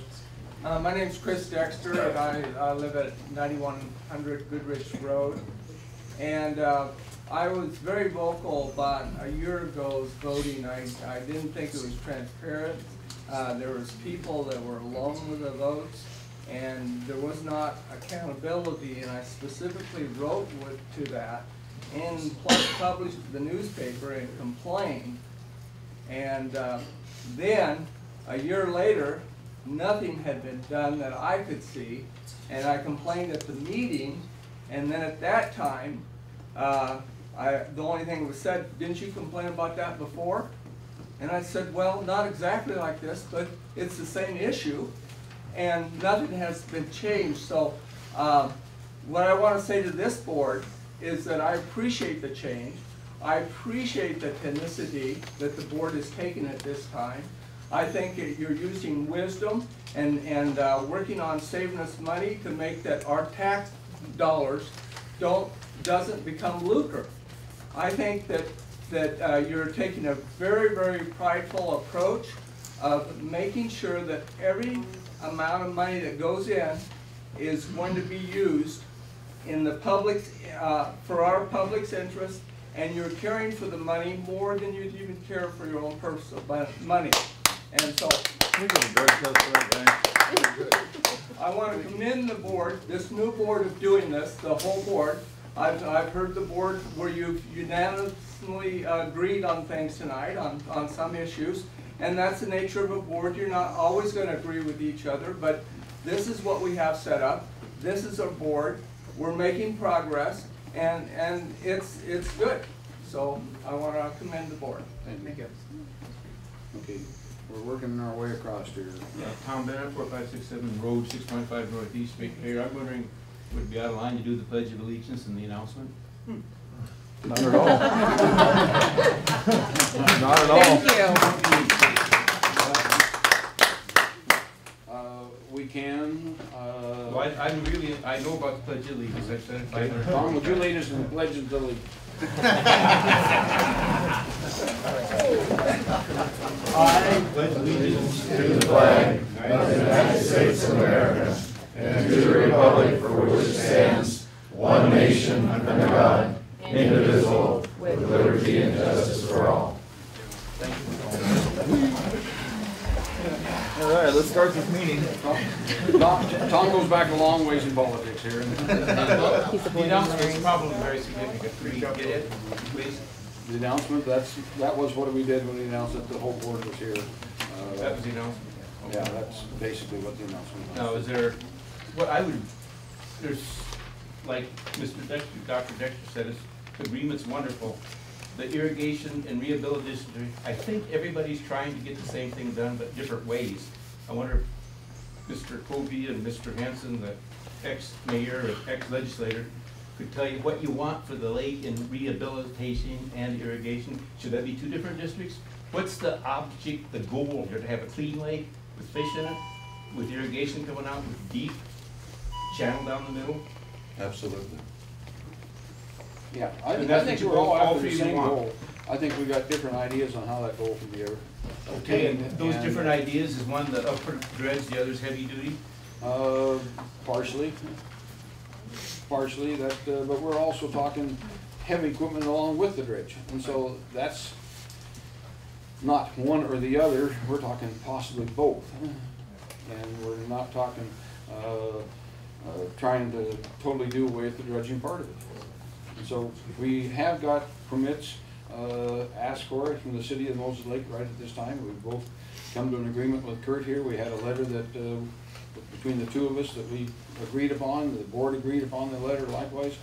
We've given it to the city of Moses Lake, and I don't expect to hear anything back from them for at least a month or I don't know how long it takes. But you usually about 6 weeks. 6 weeks. Okay, maybe within 6 weeks we'll hear something back from them, and then they'll probably tell us who all has to be involved, and at that point in time, that's what give us a starting point. Actually, we had. May I respond to Mr. Bennett? Well, I'm going through the hands here. You allow Mr. Archer to respond to the public, and he doesn't raise his hand. Yeah. May I respond to Mr. Bennett? Yeah. Are you any higher priority than the rest of them? I guess you are. Yeah. Go ahead. I don't look at it that way, but I think since Mr. Bennett asked the question, the serious issue that is before me is the fact that the irrigation district back in '05, I believe, sent some folks out to do some heavy equipment work in the lake, and they were arrested. Okay? Without permits. They had no permits, right. So following that, they applied for the permits in the following year. They were denied because they did not meet the approval of DOE, Fish and Wildlife, Department of, they didn't pass it. So then, when Mr. Carpenter came on board as general manager in '07, he made the same similar application to put heavy equipment in the lake, and denied again for the same reasons by the same entities. So Mr. Hansen comes in and he says he wants to do it too. Okay, if you want to try it again, if you think you've got a better way to circumvent the rules, okay, but don't take away the dredging project from us, which he has done. Yep. And that really irritates. That's exactly it. Absolutely. You don't want a septic tank. No, that's right. When you find out how much money we spent last year, and as much as we got accomplished with the dredge, it speaks for itself. And that's all I can tell you. At this point in time, until we actually get a report on how much we really spent last year, then we'll start talking about it, and Kurt can explain it at that point in time. But until that actually happens, I'm gonna leave it silent, and we're gonna just hold off on any comments as far as how far we wanna keep going with the dredging, other than using it as a cleanup tool. John, you had your hand up back there. My name's John Smith from Moses Lake. This irrigation district was set up originally as just that, an irrigation district. When our lake was circled by small orchards and little ranches and small farms, when people actually did pump water out of the lake to irrigate their land. I'd like to know how many seriously large irrigators we have now. People that pump out of the lake to water their lawns, I think it's a misnomer to claim that they are irrigators. It just seems that as ratepayers, it'd be nice to know how many large irrigators we still have using water from our lake. It'd go a lot towards informing us to know whose rights we should protect. Do we really have a lot of irrigators who we need to consider and try to do everything we can to protect their rights? Because right now it seems like maybe people like that, if we've only got half a dozen of them, do they have more or less input into the voting process? And it seems like there's some information that would be helpful for all of us to know, but it doesn't seem like there's many irrigators anymore. John, we need to protect the rights of all the ratepayers, not just the big irrigators. No, but it'd be nice to know how many still large irrigators we have, if any. But you did say protect their rights. We need to protect the rights of all. And we need to protect the water rights, period, for this area and the usage of the water that is allowed to be pumped out of the lake because it's being brought in from the Bureau. If we stop protecting that water right and the ability to pump it out as we require and wish to use as a community, we don't want to ever give that up for the good of the DOE or ecology in one way or another. We need to always protect the water right here for perpetuity. Absolutely. Can you tell me which one of the two the water rights, lay on? Are they with the Rehabilitation District or do the water rights land with the Irrigation District? They're with the Irrigation District, okay. They So were with we give up the the irrigation district, we give up water rights. That followed through when they changed it from one to the other. Okay, so. One district. They didn't change it. Only one district. Yeah, we're one district. Rehabilitation. But it's my understanding that that House bill or the Senate bill that you have, it speaks to us only assessing on as an irrigation district. Rehabilitation. I mean, a rehabilitation district, No. not an irrigation district. No, it's Moses Lake Irrigation and Rehabilitation District. But we're assessing as a rehabilitation district on that bill. They're assessing this an irrigation and rehabilitation. No, it says just rehabilitation. That's right. Well, it's the 84 part of the bill, of the irrigation bill. So when you say RCW 87, 84, that is this Moses Lake Irrigation, this one only. There's no other ones in the state. So, But how? let me keep moving across here. I'm over, Bill, I got past you. Norm, I'm up to you at this time. Okay, Moses Lake has Keep avoiding 126,000 acre feet in it. The Irrigation and Rehabilitation District has control of 50,000 acre feet. And that's our water rights at this time. Right. Yeah. That water right is for irrigation and just your pleasure, recreation or whatever. Exactly. Don, you have your hand. Yeah. Larry Godden. Larry, excuse me, I'm sorry. 90 Ken Bong, I'm in the district. So I think there's some good dialogue here, but what I see is, and I underline, this is not news to anybody, but there's this underlying tone of mistrust or lack of confidence from whatever side you choose to be on. But I really think we need to slow the process. We don't want to jeopardize the budget. I don't care if you get in there with big equipment, if you can do it. I've run heavy equipment for you on the bowl up there by the high school. I was in favor of that. Didn't quite work out the way we wanted it to, but we're gonna, if we slow things down and take our time and discuss it, we'll be more likely to be successful in this endeavor. So don't jeopardize the budget by cutting everything back, because you're gonna need the money regardless of how you proceed. The permit from the city is only one thing. You got 4 or 5 other agencies that are tougher. They can go ahead and approve it if they feel there's not significant enough change, which they will or not, I don't know. That's right, we don't know. That's why we need to slow the process. Yeah. And what we all need here, we all agree we want a clean lake, we want proper voting protocol, we want proper taxation authority. I'm not sure I've got the terminology right, but you get my drift. So, you look here at the percentage of advocates in this room, when you called for a show of hands a while ago, it was 9 or 10 votes against the majority. It said whatever they voted against you on that issue. And so what you really need now is support from this group. And the way you can get that is by withdrawing this bill, giving us a chance to have dialogue and discuss it, because we don't need to rush it through. Haste makes waste. Thank you.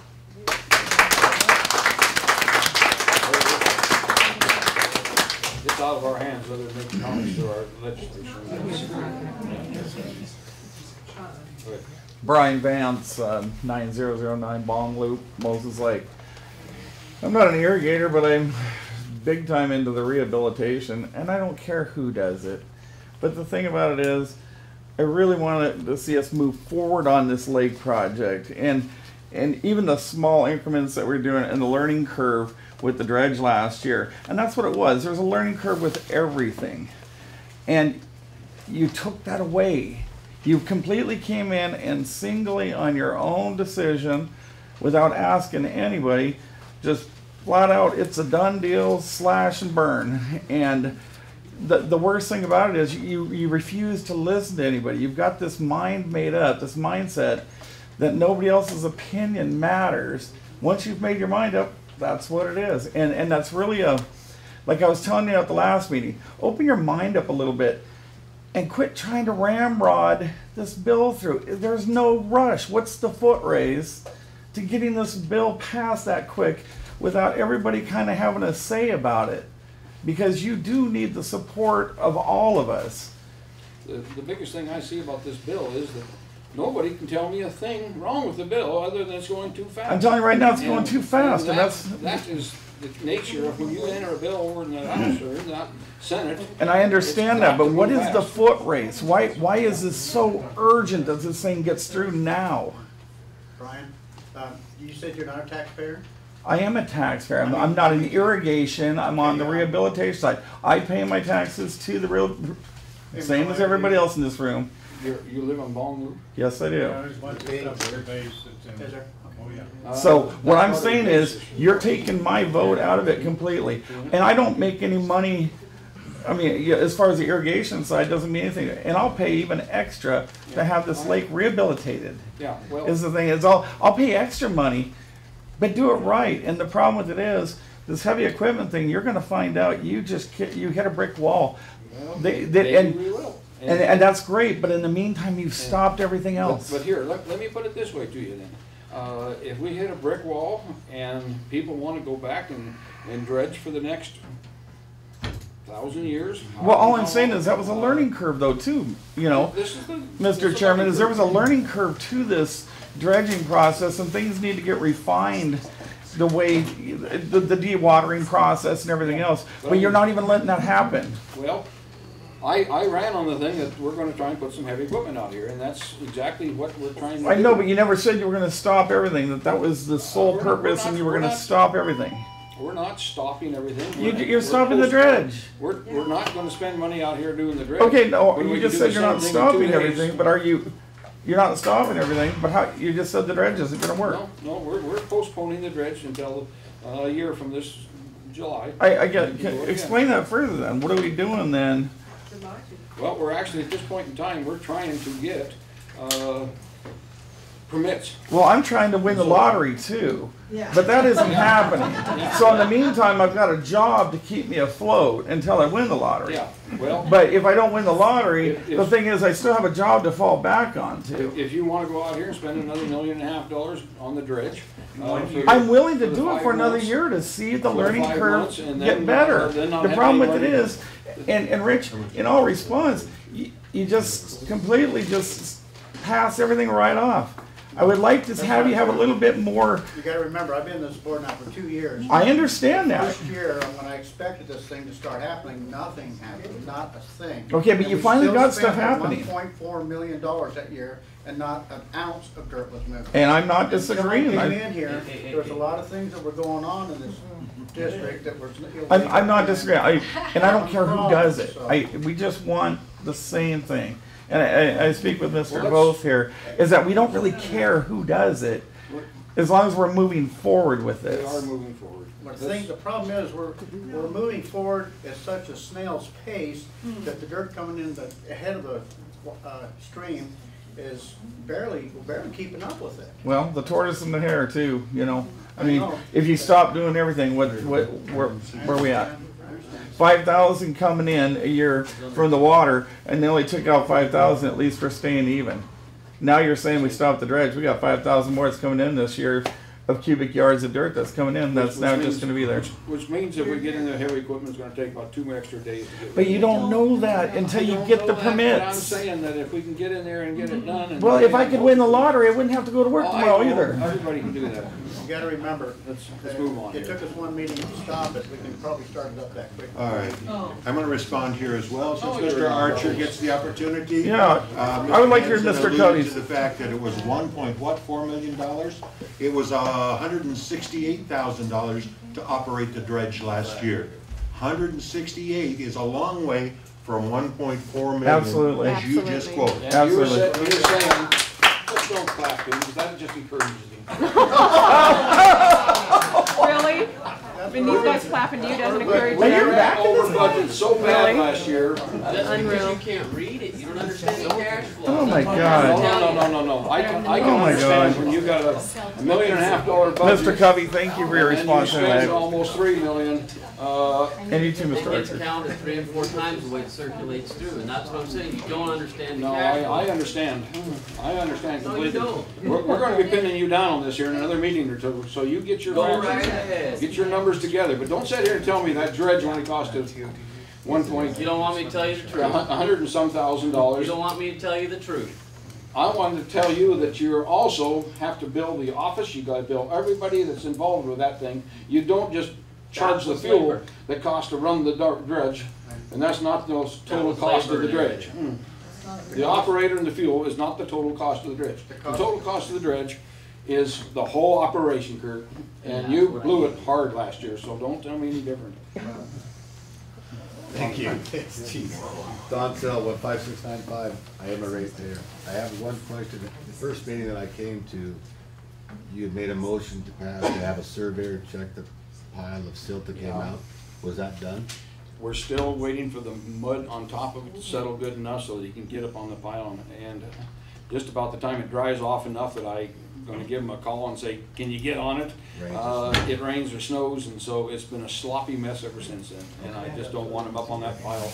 It's pretty slick, it's pretty muddy, and I told him, we do not need the information that fast, that we need to get up there and endanger somebody sliding off it or falling down. I was curious. I just hadn't heard. No, I'm very much waiting to hear the facts and the numbers on that, but it's still out there.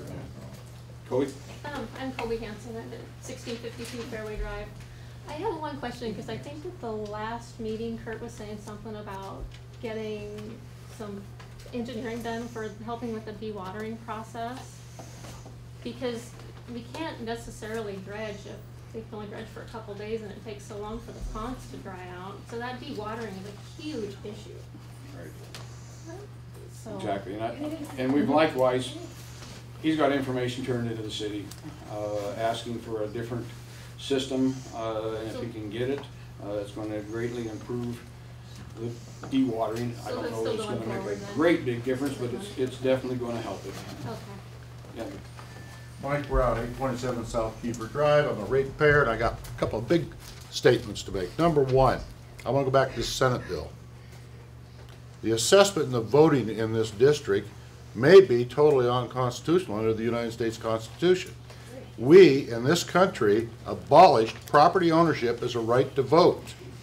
And the assessment voting is all based on property ownership. And if you go check what it says in the voting records in the United States Supreme Court, you don't have to own property to vote in this country.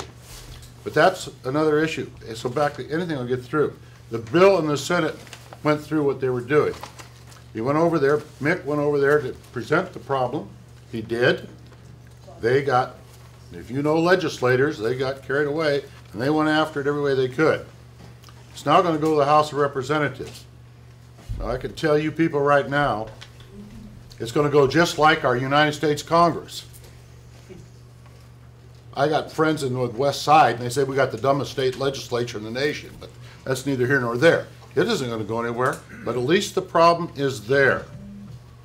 And they're going to start looking. These guys over there, they're not going to jump up, oh yeah, here we go. No, they're not. They're going to investigate this like you won't believe, because you're making a change to the state constitution, the laws, the RCWs, Revised Code of Washington. And they're not going to jump and do this. They're going to look. We got it started. The Senate is one small body. The next body is the House of Representatives. Then guess who walks in? The state Supreme Court. There's a lot more involved in this. If you people got to remember this. I'm an educator, just like Tom Bennett was. And I taught something they don't want to teach in the schools anymore. They don't want to teach social sciences. Well, go read your Constitution, people. I know our state legislators haven't even read the state Constitution. And there's a lot of things I can talk about. One other thing, going back to this thing about paying bills, I was the mayor of a city. And I can tell you right now, before any bill was signed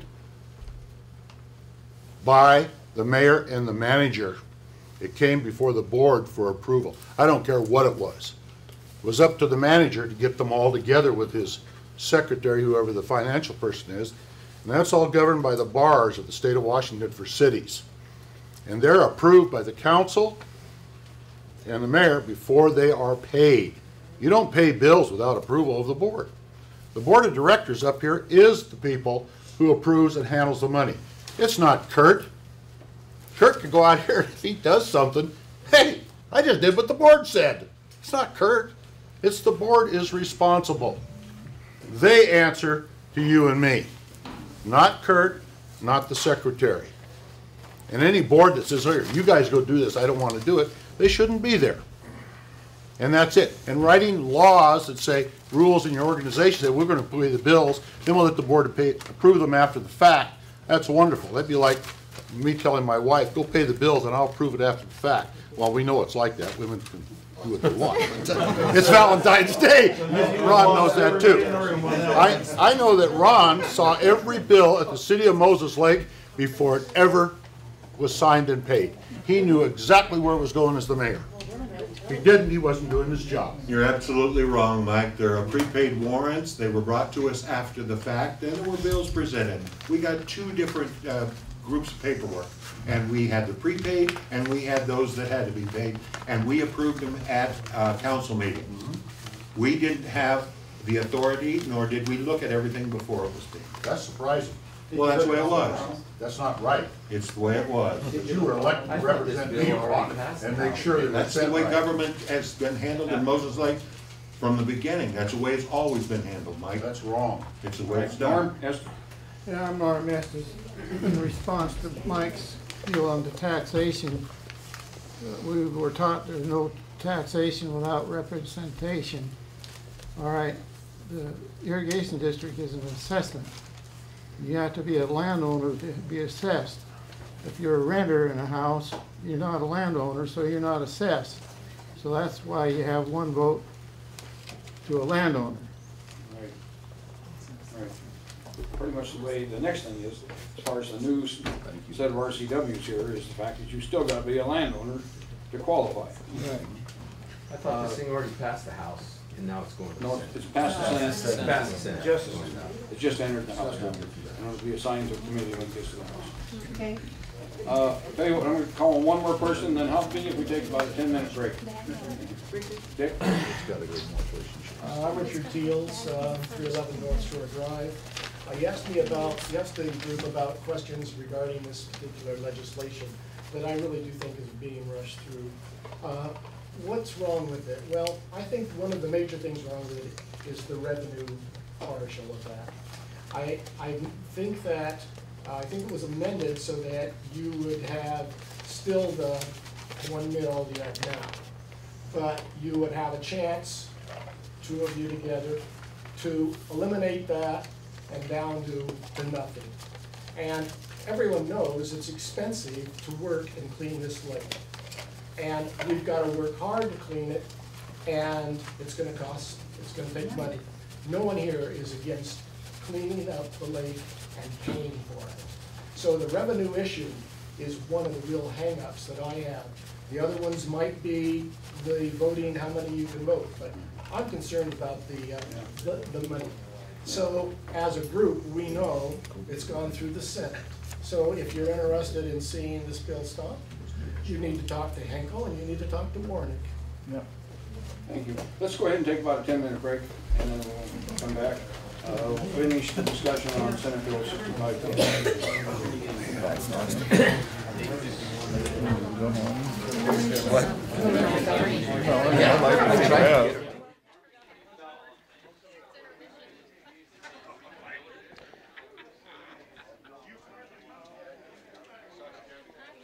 Ladies and gentlemen, this is Kelly Ryan. You're watching iFIBER Channel 1. This has been an interesting meeting so far. They're going to take a 10-minute break, so this is a good chance for you folks to get up, stretch out a little bit. Boy, to try to summarize the meeting so far would be a far difficult thing to do. You've had, and gosh, if we had our instant replay, there would be some moments that I would just love to bring back, which we'll be having in the next couple of weeks. You know, we're making a lot of changes down there at iFIBER. But you've got two really polarized groups to me. You've got some major core issues pertaining to the Senate bill. You know, it's being based, what Janaea Holmquist had presented numerous times, and again this morning, in fact, on the phone call, was taxation without representation. So the question is, does a person that owns 10 pieces of property, somebody that's paying 10 times the tax, have the right to vote those 10 times on those 10 parcels? Or does the one person that owns one house have the right to, you know, to have that equal vote? And there's been a lot of interesting analogies, water districts, et cetera. You know, the one that was interesting to me also is the analogy of a business. If you buy one share, you're entitled to one vote. You buy 100 shares, you're entitled to 100 votes. In any corporation in America, that's kind of, not kind of, that's how it's done. And especially in C corporations, S corporations, you know, et cetera. But with that, you know, the reason behind it is because you've invested 100 times, or at least 100 times more than what that one person. So to change that type of analogy is another thing to take a look at as you're analyzing and making those decisions yourself as you're viewing this. But the other part I think that that kind of stands out here is the amount of taxation. You know, when a board stands and says we're going to do this amount of work, I don't think anybody here has any misgivings or misconceptions that, you know what, that work's going to cost money. And when we look at the Senate bill and the way it's being presented, at least, and this again, I'm paraphrasing, and I'm certainly quoting most of the material I've heard. I have not been able to read the amendment. I will say I've glanced at it, I've not been able to get from top to bottom. And these aren't simple things either. You know, for a guy to go out there and try to read the Senate bill and the amendment, boy, these are some pretty interesting issues to have to work through, and a lot of interesting dialogue. And when you look at these things where they're retracted, I don't think I'm saying that right, but anyway, it makes it difficult. It makes that bill even more difficult to review. But these are some of the issues that have been discussed here. There's more in the Senate bill that have got people extremely alerted. I think the other part of what's happening here is that there's a lot of concern of how the bill is pushed through, and I think that's what you're mostly hearing tonight. A lot of folks are very concerned that this Senate bill, nobody knew about it. I mean, here you've got the board, then one board member being contacted by somebody over there in Olympia, asking who gave, where did this come from, and understanding that it went from, you know, as it was mentioned in the meeting here, just to be able to talk about some changes in the political part of the process, the election part of the process, to now where it's now all these other issues. So to my knowledge here, and I'm fairly new to this, so you know, if you folks out there know more about these issues, please feel free to contact the office and get us up to speed on it. But I don't think you can reverse it. I think it's already a done deal. I think that's what Mick is saying. I think the Senate has passed it. I don't think you can unpass it. So at this point, to me, it's got to be the House of Representatives, which is where it's heading, or there now. I'm not sure what that process is to the days, but they now have it, and it's going to be up to the House of Representatives. Our representatives, Bill Hinkle, our representatives, Judy Warnick, who have both, I attended a Chamber of Commerce meeting here, well, it wasn't really a chamber, but it was at the Chamber of Commerce here last week. These days are running together. Yes, it was last week. And they both stated, and that was a story that was also followed up in the paper, that they were absolutely about stopping this Senate bill. So it's going to be the fight is just getting started. As you can tell here, there's a lot of people very upset about it. I would say in the room today for sure, when the vote was asked for, the majority was absolutely people upset about it. I know personally, because we've been covering all these meetings, I have been approached by a lot of people that have been shocked at really the last 4 meetings, and now this being the 5th one. So where does it go? Well, I think we're just at the beginning of the process. Again, this is just a commentator's 2 cents worth, editorializing here, standing up in the corner of the room, trying to put this in some sort of a logical perspective. And I'm here to tell you it's tough to do. So we will be back and going here in a few minutes. You are watching iFIBER Channel 1. We appreciate you watching iFIBER Channel 1. Of course, we're very proud of the sports programs that we've been bringing to you. We are now covering all of the Big Bend games, at least the local games that we can. We are also covering then all of the Moses Lake games and the Ephrata games as well.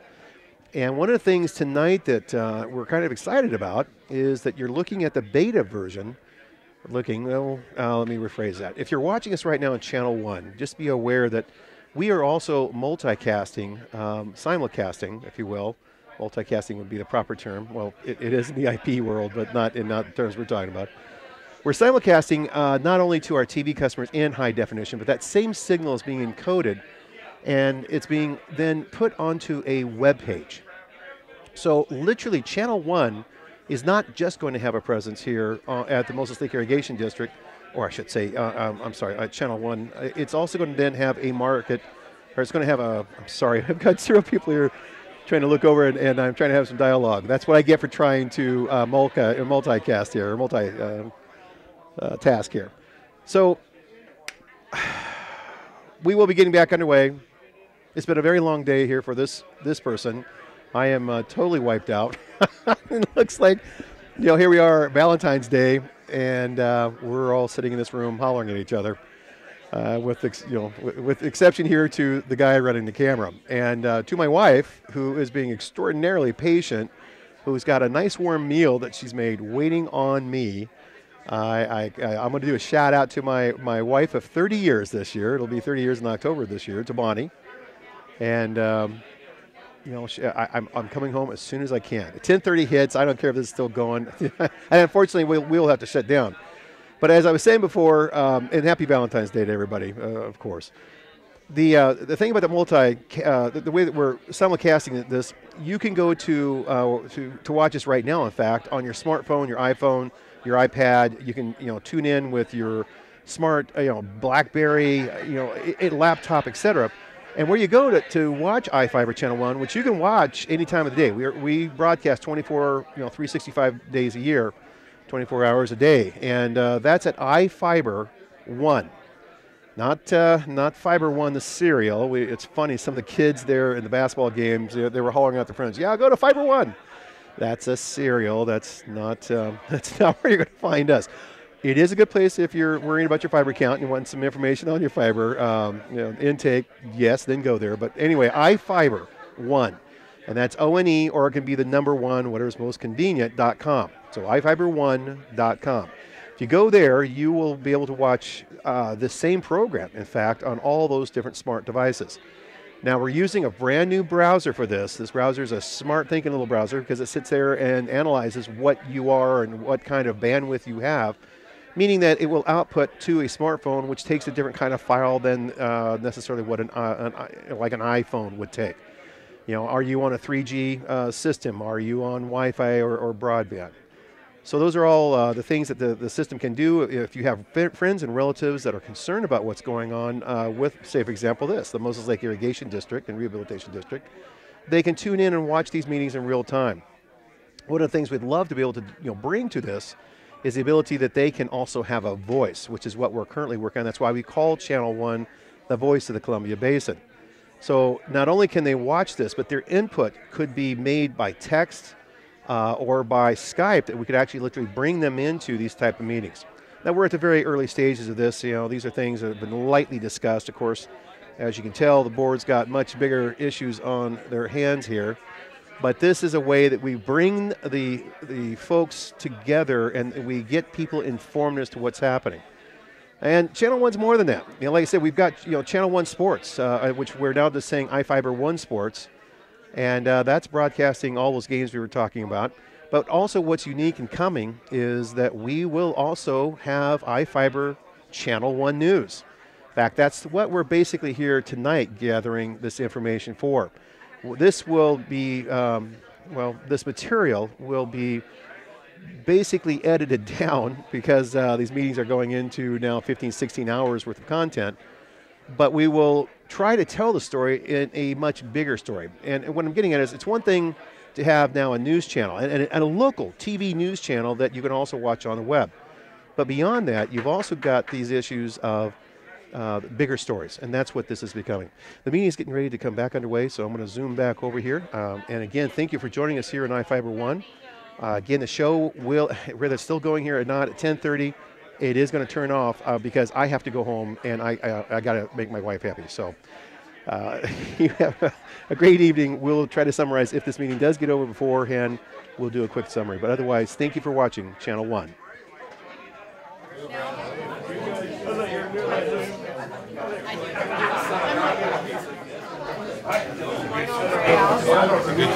Well, I know.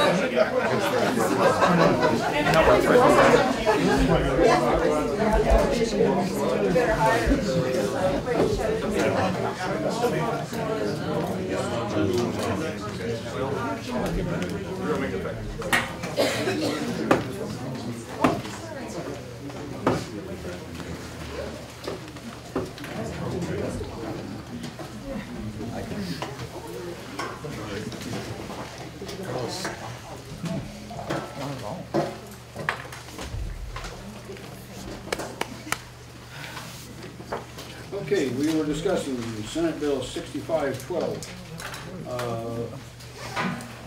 I'd like to cut it real shortly here if we could, but I will let another comment or two be made.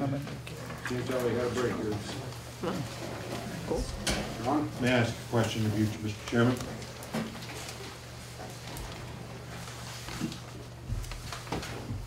Our governance policy says you do not have the right to act in your capacity as a director on behalf of yourself.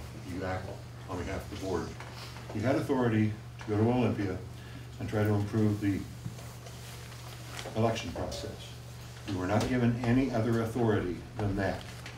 Why did you take it upon yourself, and with what basis did you take it upon yourself to seek changes to the voting protocol and the assessment process?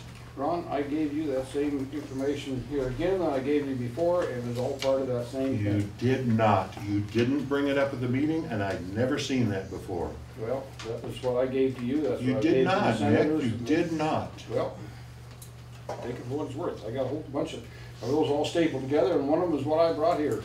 But Well, it's like you mentioned at the last meeting, you provide Mr. Archer with things, but you didn't happen to provide me. Well, you didn't provide me with it.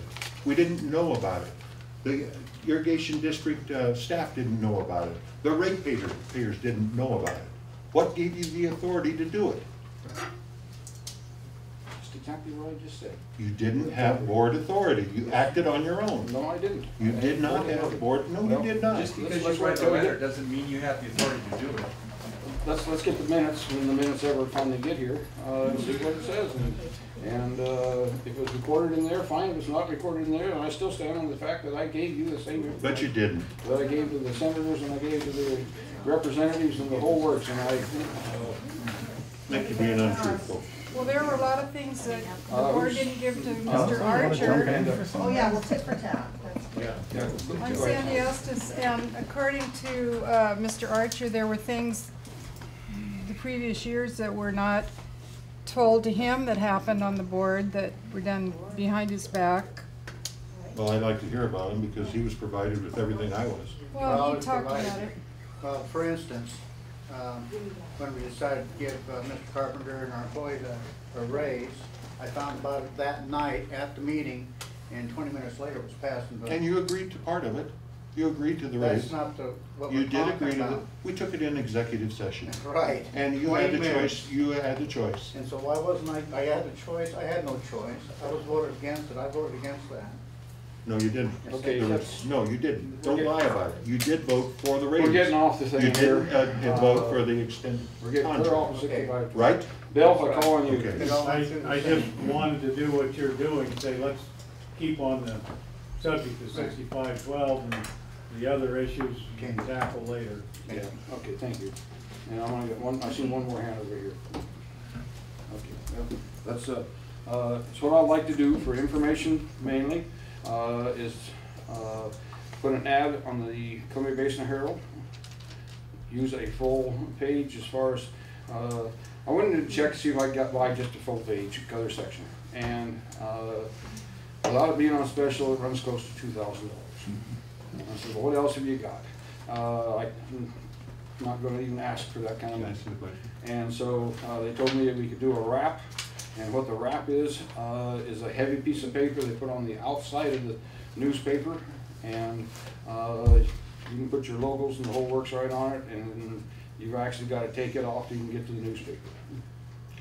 So I says, that sounds like something for $1,000 that maybe we can go ahead and inform the public on what this Senate bill would do.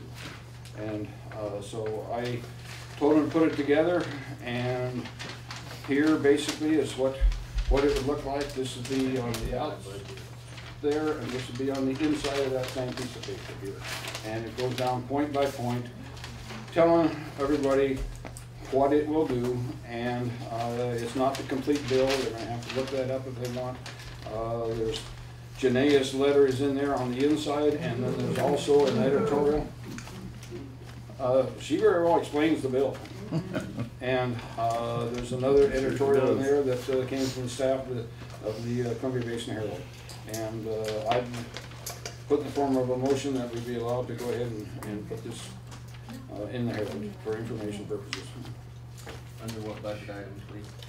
Under advertising. May I ask a question here? You're the one. I'm waiting for a second. I'd like to just take a look at it, but yeah, I think that's a good idea. I mean, we need to get our You have to follow the rules, you need the second, Rich, and then Don. Okay, I'll second it. Okay, we're moving second. Now we're open for discussion. Yeah, Ron? A couple of things. One, I'd like to read it before it's submitted. And secondly, you were the one that proposed that we not spend any more money on any more ads in the Columbia Basin newspaper. So you cut the budget. Yes, you did. So you cut the budget back to some ungodly amount of money, so we can't do anything like this anymore. If you remember, we're talking a full page ad, and then we're talking about the Lakeview, and then we're talking about another full page ad, and then we're talking about the Lakeview. So we're talking the double hit with the newspaper, and we're talking about a double hit with the Lakeview pamphlet that comes out. Let me ask the question, is this your interpretation of the bill? This pretty well explains what the bill will do. Now my question, is this your interpretation of the bill? This is my interpretation of what the wording in the bill is, yes. Okay, well, I'm not sure that is of value to the general public, because it's just like Bill said a few minutes ago. He has read this, and he has come up with a lot different interpretation than you have. There are a number of issues that require some further investigation before we go out and tell the ratepayers that this is what it says. Yeah. The amendment to the bill is very confusing, and Janae says, oh, this took care of it, but it didn't take care of it. It made it every bit as confusing as the original Senate bill. So no, I'm not in favor of paying for something until we know that it's accurate. All right, so now my little statement on this too, opposing to Ron, is if we don't put this out in front of the public where they can all look at it and make their own opinion, where are we gonna be? Your question is to me, let's make sure it's accurate before we do it. Okay. That's my point. Okay, it hasn't passed any, it's gotten past the Senate, right? Yeah. Can legal chime in here? Okay, we had a discussion last month in one of our meetings about this board's ability to participate in lobbying. And it was agreed wholeheartedly that it could not participate in lobbying.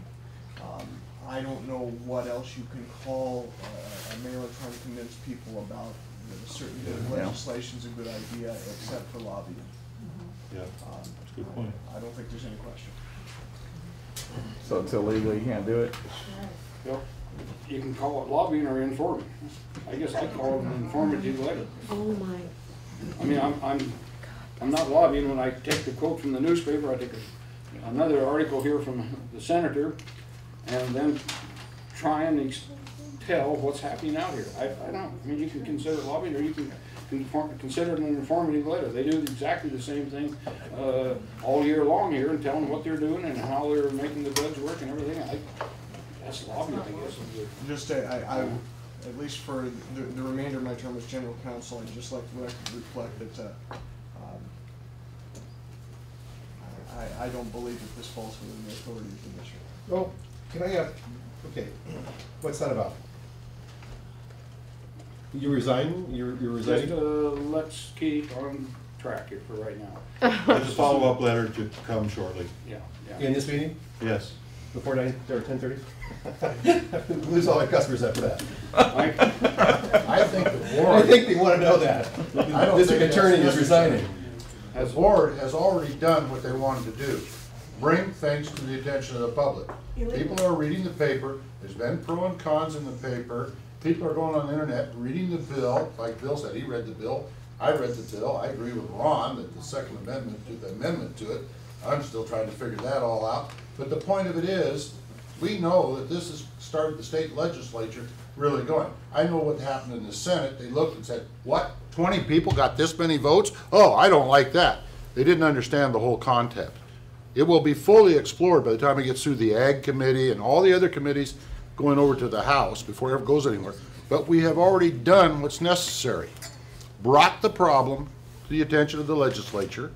We are now, everybody's shooting off emails to their legislators, sending letters, calling them, talking to them about the problem, which is our input. We're all well aware of it. And as a result, I don't think you need to do that. I agree with Ron. Hey, but you guys have already done what you intended to do. Bring the problem forth. Now, it's their problem to try to solve it so you guys can do your job. Well, you don't think we owe any responsibility to No. anybody here to tell them No. anything about what the bill contains and what it No, will do? they can read it. Well, They can read it. Sure, they can read it, but are they gonna read 6 pages? Yeah, they will. If they're interested, they will. I think the damage is done at this point. I mean, It's already done. You don't need to explain anything. Bill, you had your hand up. Yeah, a couple of things. I'm in favor of something being published to look at, because that's going to give a lot of folks the opportunity to look at it that wouldn't bother or even know where to look it up on the internet, number one. Number two, maybe maybe what should happen is you as a board should say what we want to do is this, this, and this, and then have a legal interpretation, find out if the language in the bill actually does that. I mean, that's really what we're all curious, or I'm very curious about, is I kind of think I know what you want to do, but I don't know that the bill does it. I don't know that it does it. It does do it. I mean, that's. Well, you're not a lawyer. See, that's my point. But I've given it to people over there that are making the laws, and they're the ones that are making the laws and putting it down to the law enforcement. Well, on TV anyway. Mr. Chairman, I think we've been... State your name. Oh, I'm so sorry. Beth Yonko, 403 Young Road. I am a tax rate payer. I don't have a problem paying my taxes. I have a problem paying for your district attorney, and you don't hear him. He just told you, once again, Mick, you've done what we've all trying to tell you, you didn't hear him. You blew him off.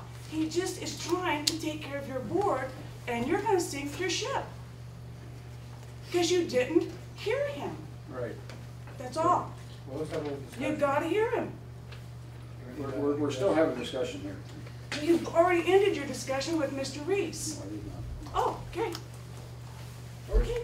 In your pamphlet, do you have a reference where people can look online easily? You know, like it says for the complete bill, look online. I don't at this point in time. I mean, we've given all the information needed to look up their legislators, and anybody that's on the computers, all they got to do is Here's put the original RCW bill in there. and the striker amendment. There it is. Well, it sounds, I mean, if our attorney's telling us it's not a good idea, I kinda wonder if we should be doing it. Well, I guess Thank I'm you. asking for support of the board, and as far as the information that's on this. I have to agree with Mr. Archer because he's being advised against. Well, The editor type thing. no, not to get all this information up there. There's 2 full pages, and you might get a letter to the editor, which will give you 300 words. But You could write an op-ed and you can get all the words you want. Yeah.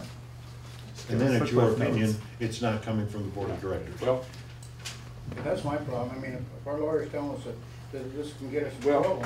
Thank you, Mr. Archer. Exactly what I'm saying. it's what I'm asking for, though, is the support of the board on House Bill 6512. And I support the bill. I mean, I do. Can I get that in the form of a motion? Well, the problem is putting this in Okay, the paper. okay. No, if I want it in the paper, I'll pay for it and I'll put it in the paper myself. Is that fair enough? But you can't put it down. But you can't, because you're a member of the board, you can't lobby. It doesn't matter if you do it yourself or not, it's still lobbying. I think he has an opinion as a taxpayer. You can do an op-ed like Mr. Covey said. I mean, I can buy an ad in the paper, and if I got the support of the board. well, I to say have it. no doubt that you think you can, but I mean, is it true? I mean, really, I'm just trying, he's trying to save your ass, and you're not grabbing the life vest and saying, okay, that's a bad idea, let's move on. See, that's the problem, you don't know what a bad idea is I'm when it's asking floated for- in front of you. You're putting another thing ahead of the horse here. No, one Okay, bad idea you after put that in the another. form of a motion. I don't have to. I mean, if you're gonna do it, pay it. Well, I need the support of the, I want to be able to say I got the support of the board. And if I got 2 out of the 3 of us, let's say we got support of the board, then we got support of the board. I do not want my name on that crap. I don't want it on your interpretation. Mr. Archer, I think you'd be wise to follow counsel. That's not what the council's saying. That's exactly what he just told you. We can support the bill. He's saying about the lobby. You can sit around a campfire and sing kumbaya with each other, but I mean, that doesn't really mean anything. Just to chime in, obviously, directors remain citizens. And they do have the authority, of course, to be heard politically. But this board, just as Mr. Hansen pointed out last month, does not have the authority to lobby. And so that's the distinction here. We don't lose our rights, so can Mr. Hansen be a proponent of the bill? Of course he can. Can he expend his own funds? Yes, he can. Can district funds be expended? In my opinion, absolutely not. And can MLIRD? So basically, I support you. I mean, I support the bill. Well, but I just don't think as a board we can put our name on if I get in trouble. well, no, that's not what. Is that right? We're still, we're debating on whether the board can vote on this thing and say they support the bill. Now, can we support the bill as a board? No. If you wanna do it, I'd say you have to go do it without anybody's approval. Well, if we get a vote of the thing here saying we support the bill. No, It doesn't There here. is no bar on directors supporting the bill. Okay, so there's no problem doing that. That's correct. Okay, that's, Again, we cannot expend district funds, we cannot expend assessed funds okay. to distinguish from tax funds. Okay. That clarified it from, yes. Logo? Just, let's get a motion on the floor here. Okay, I make the motion that we support this bill, 6512. Senate Bill 6512. As a board, I think we should support it. Okay. I will second that, and it's up for discussion now. Debbie Dorn Martinez, Moses Lake Chamber of Commerce. I'd like to go on record letting you know that the Board of Directors of the Chamber of Commerce unanimously voted to oppose Senate Bill 6512 today.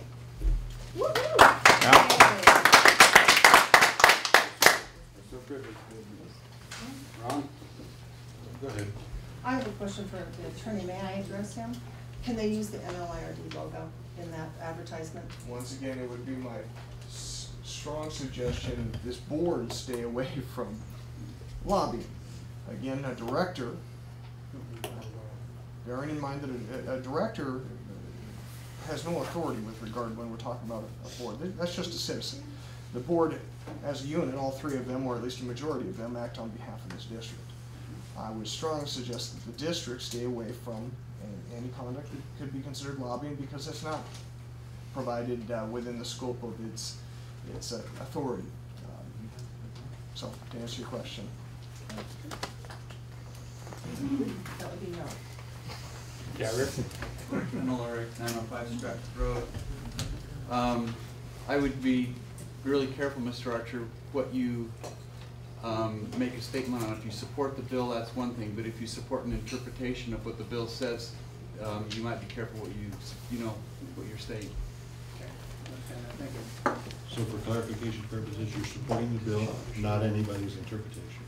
The bill itself, yes. Okay. Yeah, Ken? Ken Kernan, Moses Lake. Did I see a reporter here tonight? Yes. I think it's academic now. I think you probably see that. Hard to say. It's probably being more safe. We've got a whole pad full It's of free. Yeah, go ahead. Actually, just wanted to Your ask name the for the attorney record, a question. My name's Cameron Probert. I'm with the Columbia Basin Herald. I just wanted to ask Mr. Reese a question, if I could. What is the definition of lobbying? How many hours you got? There's no precise way to define lobbying, but one way is obviously trying to influence legislation. That With certainly public falls funds. within the scope of lobbying. Thank you. With public funds. Got a question in the back there. So, did Mr. Hansen? Yeah, Then may I add my 2 cents worth? sure, go ahead, Ron. I am opposed to the bill. I think that it's being railroaded through.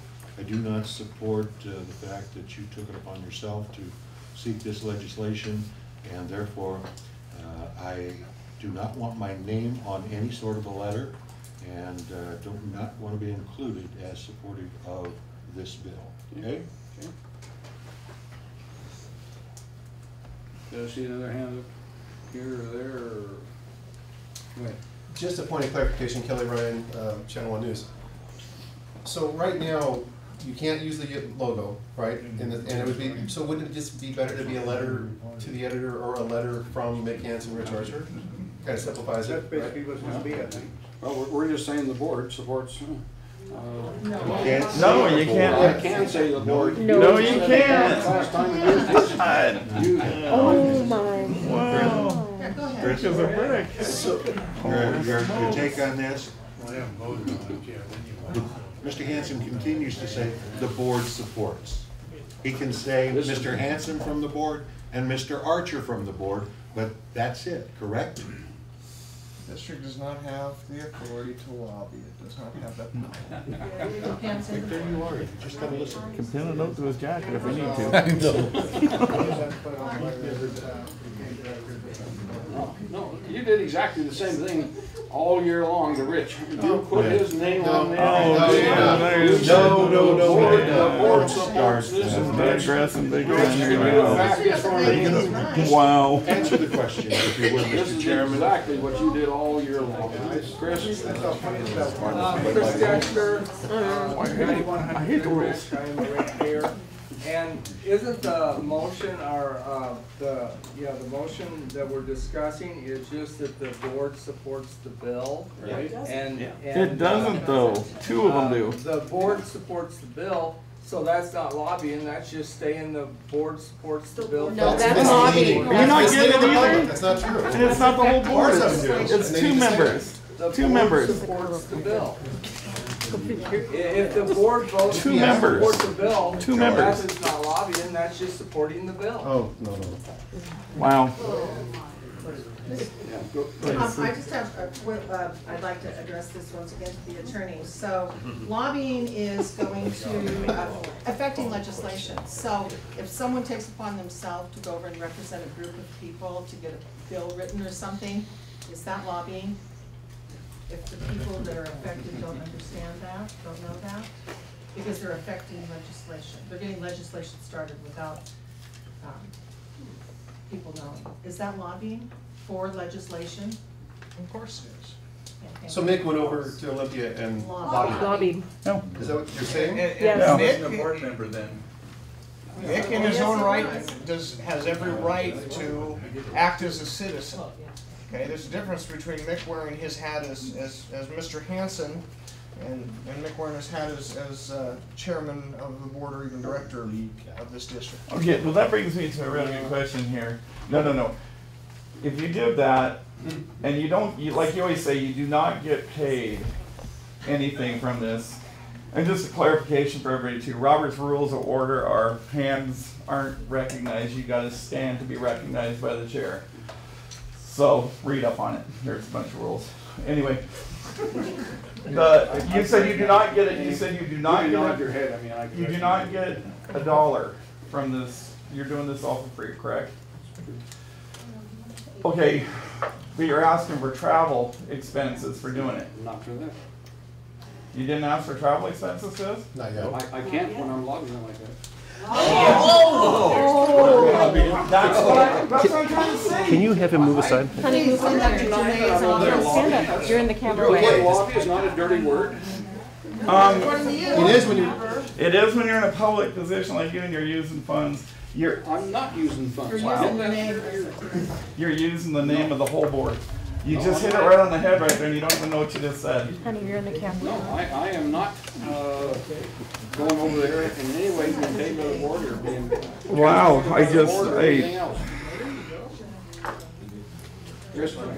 Chris Dexter, 9100 Goodrich.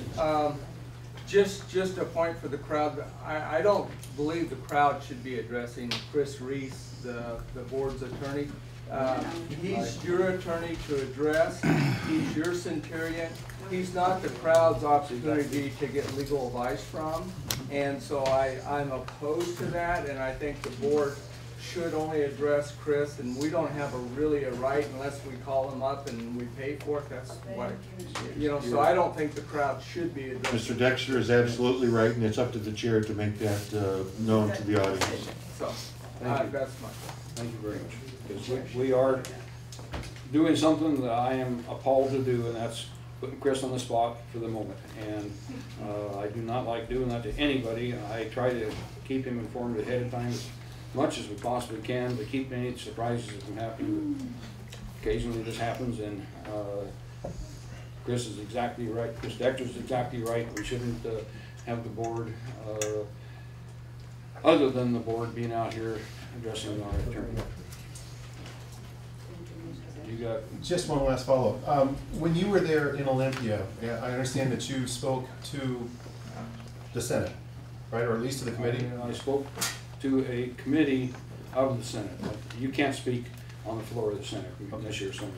When you were speaking, when you introduced yourself, did you introduce yourself as Mick Hansen or as Mick Hansen chairman or director of I the district? introduced myself as a past legislator. I said I'm presently on the board of the Irrigation District, and I'm Mick Hansen. So you did actually affirm that you were there representing the board? Yeah, I just wanted to clarify that. Yeah. Okay. No problem. They knew anyway. Yeah, that's your. We didn't tell them anything they would know. No, not. I mean, they had the bill. About as sharp as he is. Anyway, If you want this in the paper, I pay for it. I'll take those, Brad, or what? Moving on. Mr. Chairman, could I ask that we move down to 12A at this time, please? Did you vote on the board supporting the bill? No, Okay, that was point of order with that. Didn't you have this, didn't we discuss about the board? Yeah, didn't we finish approving the voting on the? Then you need to vote on it for the Okay. point of order. Is that correct? I think as far as Mr. Reese advising us that would be lobbying, I think I gotta withdraw. And I'll support it as a citizen. That make sense? No. Withdraw your motion and Well, second. I'll withdraw it and. Is it? Are you, you're not gonna support it as one of the directors? Or? I am one of the directors, everybody knows that. Yeah. So I think this is supporting it as a citizen, still make me the same point. See what I mean? Not according to the paper, as far as that place goes, but, I just wanted to be able to say with the board, whether it's two of the board or three of the board or one of the board, whether it's not supported or not supported. I mean, it is supported or not supported, but, I would like to have your support. You got my support. You know, I support Okay, the bill. well. I just don't know how we can do it without getting the MLIRD in trouble. No, that's not what Chris was saying. We can support it as a board. Same as the irrigation, same as the support commerce. People out here and say no to it. We can support it or not support it as a board. He's saying we shouldn't be doing the advertising in the paper, under that circumstances. Chris, is the chairman understanding what you're saying? Saying that there's an attorney general opinion that's been issued that an irrigation district does not have the authority to lobby. And so we have to be, I know it's Okay, it's so we goofy can't to try to take- draw a line between yourself, But we as me and can. myself as a director. Uh-huh. I know at the end of the day, it hardly makes any sense, but we have to try to maintain that line. Okay, but we can, as a board, support it or not support it. No. Well, I think the issue is, yes, people can come out and say we support it. The issue is what's the intention, what's going to be done with it, and in this particular instance, it sounds to me like your proposal is that you're then going to take that and put it in the newspaper, which sounds like lobbying. So as if we put it in there and say Rich Archer, Moses Lake Irrigation Board of Directors, that would be lobbying. It certainly seems to cross that line to me, yeah. Or Or it's fearfully close to it. Yeah, if I put it in as Rich Archer citizen. You have the right to say anything you want. And He doesn't understand. and frankly, you could probably get into No, a Mick has discussion no that idea. Mick has no clue. Mick Hansen could say he's a director on the floor of the Senate. Yeah, And he'll get come a here stick, all day long, but because a he's single gonna answer. director doesn't speak for the board. Again, it takes Yeah, action. but as when a you got board. 2/3 of the board says they support it, then. Now you're starting to speak for the board. Yeah. Well, that's exactly right, then you're speaking to the board. Okay, we can,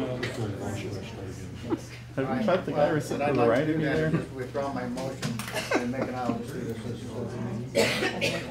No, but I don't want you to do something that you're not feel Yeah, I wouldn't be comfortable comfortable with with. that. Okay, all right, moving on.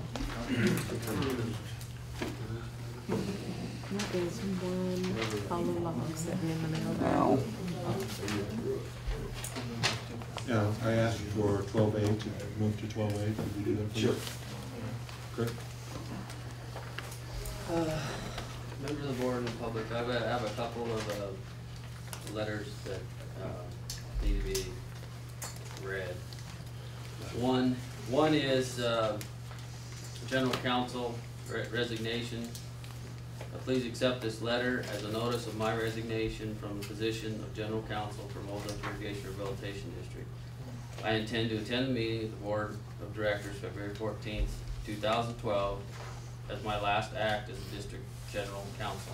Therefore, my resignation will become effective February 15th, 2012 unless the district advises me that it would prefer my resignation to become effective on an earlier date. It has been a pleasure working for the district and its directors and staff over the past 2 years. I appreciate the opportunity and will miss everyone involved. I also have a letter from the Secretary to the Board. Dear Directors, please accept this letter as my notice of resignation from the position Secretary of the Board of Directors, Moses Lake Irrigation Rehabilitation District. Effective February 14th, 2012. The 2012 amended budget is illegal, and the board did not heed the warning of general manager or legal counsel in regards to this. This current board has totally disregarded Robert's Rules of Order, the governance policy, and seemingly the employee handbook as well regarding drug testing. I have to wonder what is next. I cannot comprehend disregarding legal counsel. MLIRD is not some little entity. We are a political subdivision of the state of Washington. When legal counsel speaks, the board should listen. I cannot, in good conscience, sit under the current board majority that has no regard for policy, procedures, staff, ratepayers, and their own communities.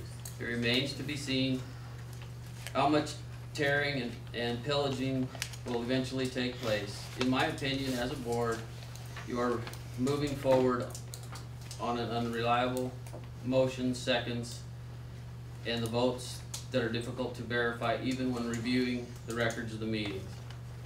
I have just spent the majority of the month of January, the first portion of February, trying to bring minutes together, and there's still work to be done. In addition, I will have to create an index in January's meeting for occurrences and decisions. Spending this much time on the minutes takes me away from the necessary duties in my office that I have daily. My question is, how many times are you going to keep these meetings lasting for days instead of getting business taken care of? If you would follow the adopted policies and procedures, you could begin to bring a morsel of respect back to these meetings in MLIRD. I have never seen a board run this way, with majority running amok in all directions. I only wish you could see that you are creating the bad reputation for MLIRD. What a novel idea it would be to begin working cooperative with the general manager and staff towards any improvements or changes you would like to see happen. Regretfully, and hoping for responsible board leadership in the future, Julie H. Smith. So Julie, resigning from being the secretary here, but she's not resigning from being the right. administrative assistant. Mr. Chairman, I regretfully move to accept the 2 letters of resignation. Your second? I don't have a choice, but, I mean, there's no way we can prevent Chris. I'd like to see Chris stay, but I'll see how we can stop that. Does this mean we're gonna have to find someone else to look over, set over the meetings? I would think That so. would be only the meetings? Need a second for discussion. That's the way I'm hearing it. She doesn't want to be secretary. We need a second to continue discussion. I'm not sure which way to go. Well, I mean, honestly. What a shame. I will second it. Okay. Call vote. We'll have a discussion. Yeah, right. It's with a great deal of consternation that I made this motion. I feel that Chris has served this district very well in the time that I've been here, and I applaud him.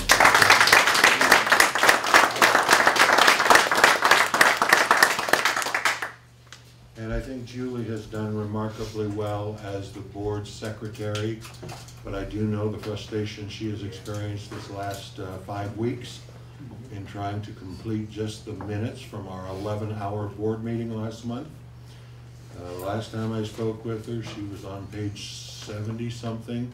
Now, this is legal size, trying to complete the minutes, having to cross-index them because of the fact that Motions were made and weren't completed, motions weren't made, there sometimes weren't seconds, sometimes there weren't votes, but then at the next continued meeting, there was a motion, and maybe it got voted upon and maybe it didn't, and at this point in time, myself, I know I've spoken with our district manager, I've also spoken to legal counsel, none of us actually know what has transpired over this 11-hour board meeting.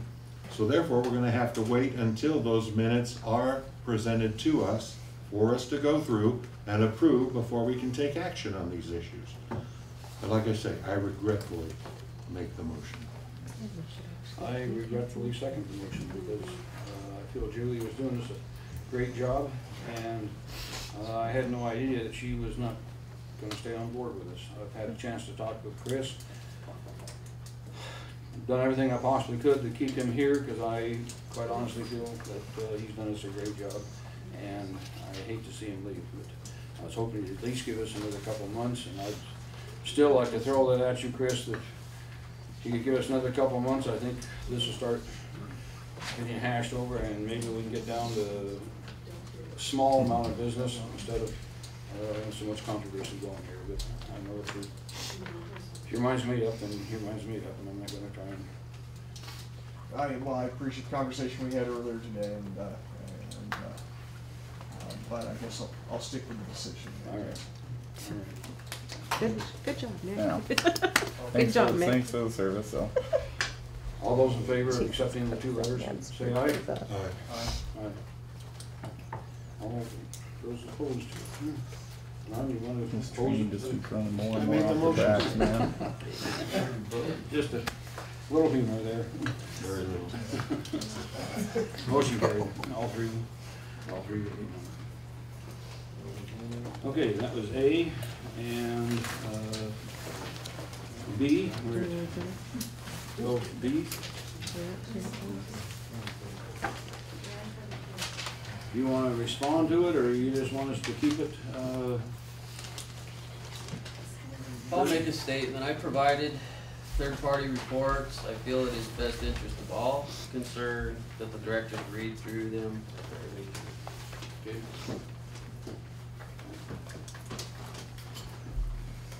They're in our book here. Yes.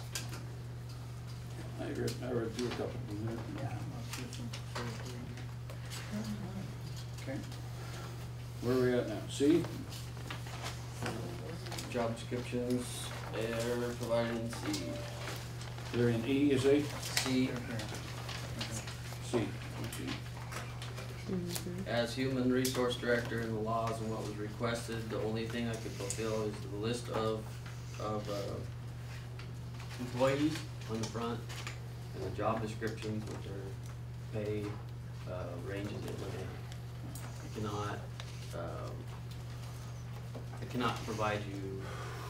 I mean, you can figure it out, but I can't put their name with their pay rate and all that. That's confidential. So.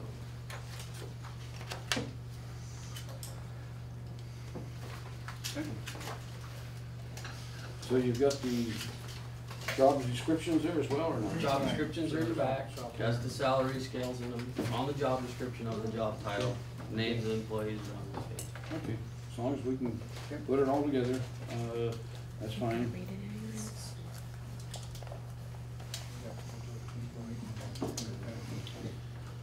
Sharon Hansen's request for information regarding MLIRD insurance bids. You got bids from different insurance agents, or what? What we provided. This is new to me again here. We asked for bids. I mean, when you give me a program here that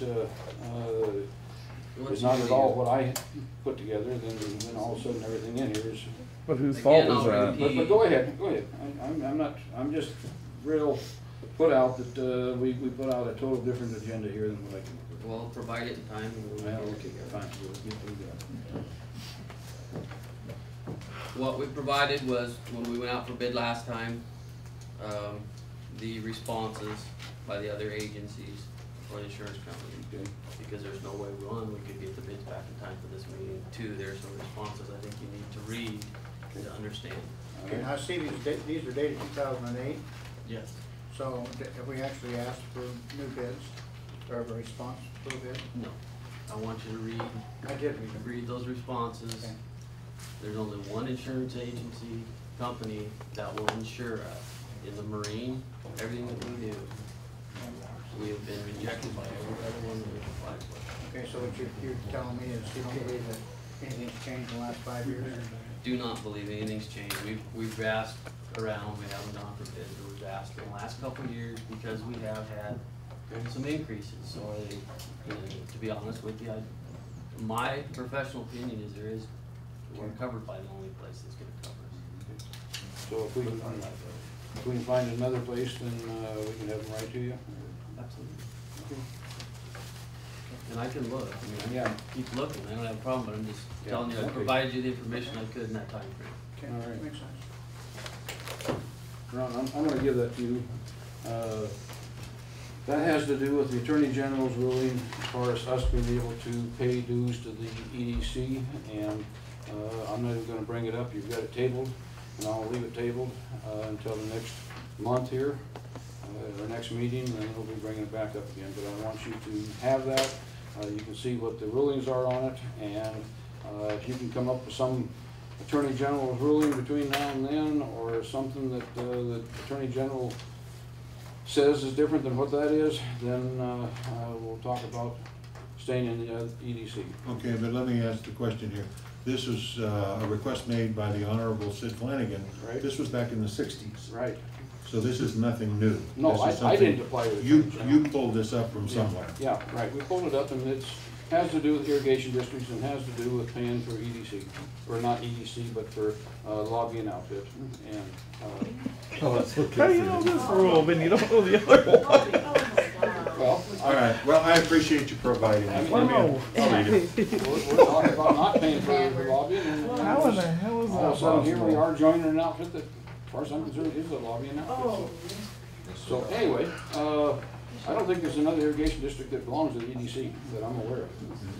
Have you checked with all 94? No, I haven't talked to all 94, 215 of them, or any of them, Ron. But if you find it, Any different, Ron? You remember? No, I don't know. yeah, okay, well, if you can come up with a good reason why we should stay in there, then that's great. Otherwise, we'll be bringing it up in a month, and we'll be taking a good look at it. How about the letter from the Evans?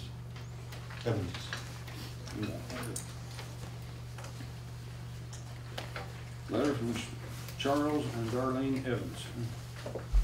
Who's got that? It's probably in here somewhere. But Kurt, do you want to go ahead? Would you like me to read it? Please, if you would. Request for membership release, Charles and Darlene Evans. Dear board members, we are requesting release of our membership in Moses Lake Irrigation Rehabilitation District. We voluntarily signed up about 1.5 years ago. After attending a public meeting in Laguna area, we joined the district to support the health of Moses Lake. Our main focus was to support the dredging project. Now the dredge has been stopped and there is no longer a reason for us to belong. Respectfully submitted, Charles and Darlene Evans. Yeah, I'm gonna call on legal counsel here again. Chris, have you already retired or not? Still 14. No, still 14. Is it, what is the procedure for somebody to be able to drop out of the irrigation district? There is no procedure. Once you sign in, you're in. Unless, now, the board has the discretion to release someone. Okay. Okay, and that discretion's vested with you. They need to submit a petition. There needs to be public notice. It's identical to the procedure we follow when we're admitting someone into the petition, right? So that public notice is given and people have the opportunity to show up and presumably object to it. You know, those who want to see assessments being paid to the district and say, I don't want to let them out, because then there'll be that much less in assessments, or whatever reason they might have. And then it falls to the discretion of this board. So we just basically need to kind of let Seth pronounce what they do? I mean, we can't go anywhere unless Well, they actually file the forms, right? The question, obviously, I read the letter as a petition for withdrawal. Okay. So the board needs to give consideration whether it would even exercise its discretion in favor. The board can flat say, we don't accept it because we're not gonna grant it, and the process ends. Okay. Okay? And I would caution the board for establishing any precedent on accepting withdrawals from the district. Now.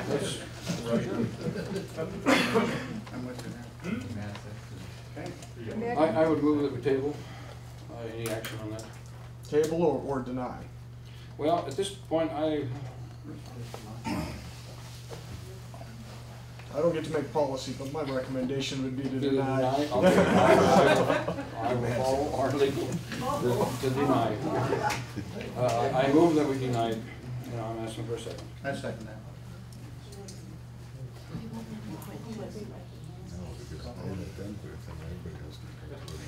Sounds like we wouldn't have to even do an amended budget then, because it's going down. Yeah. Norm? Do these folks pump out of the lake? Are these, are what? Do they pump out of the lake? I do not know. That's a very important question. Yeah. What's her address? Blue Pine. Blue Pine? No, Laguna, wasn't it? Blue Pine. Blue Pine. That area. I would like the permission for the board to maybe go and talk to these people. I mean, we'll deny it if that's the case, but I'd still like to have the ability to go talk to them. I don't think that's gonna hurt anything. And let them know that we haven't stopped the dredging project. We postponed it for 1 year. And that seems to be their main reason for wanting to get out of here was the lack of the dredging. If you have no objections, either one of you have objections to me, go ahead and talk to them. Ron? I don't know. Okay. I'll take that as a... Take it as an I don't know, an abstention. Call for the question. Call for the question. Okay. All those in favor say aye. Aye. Aye.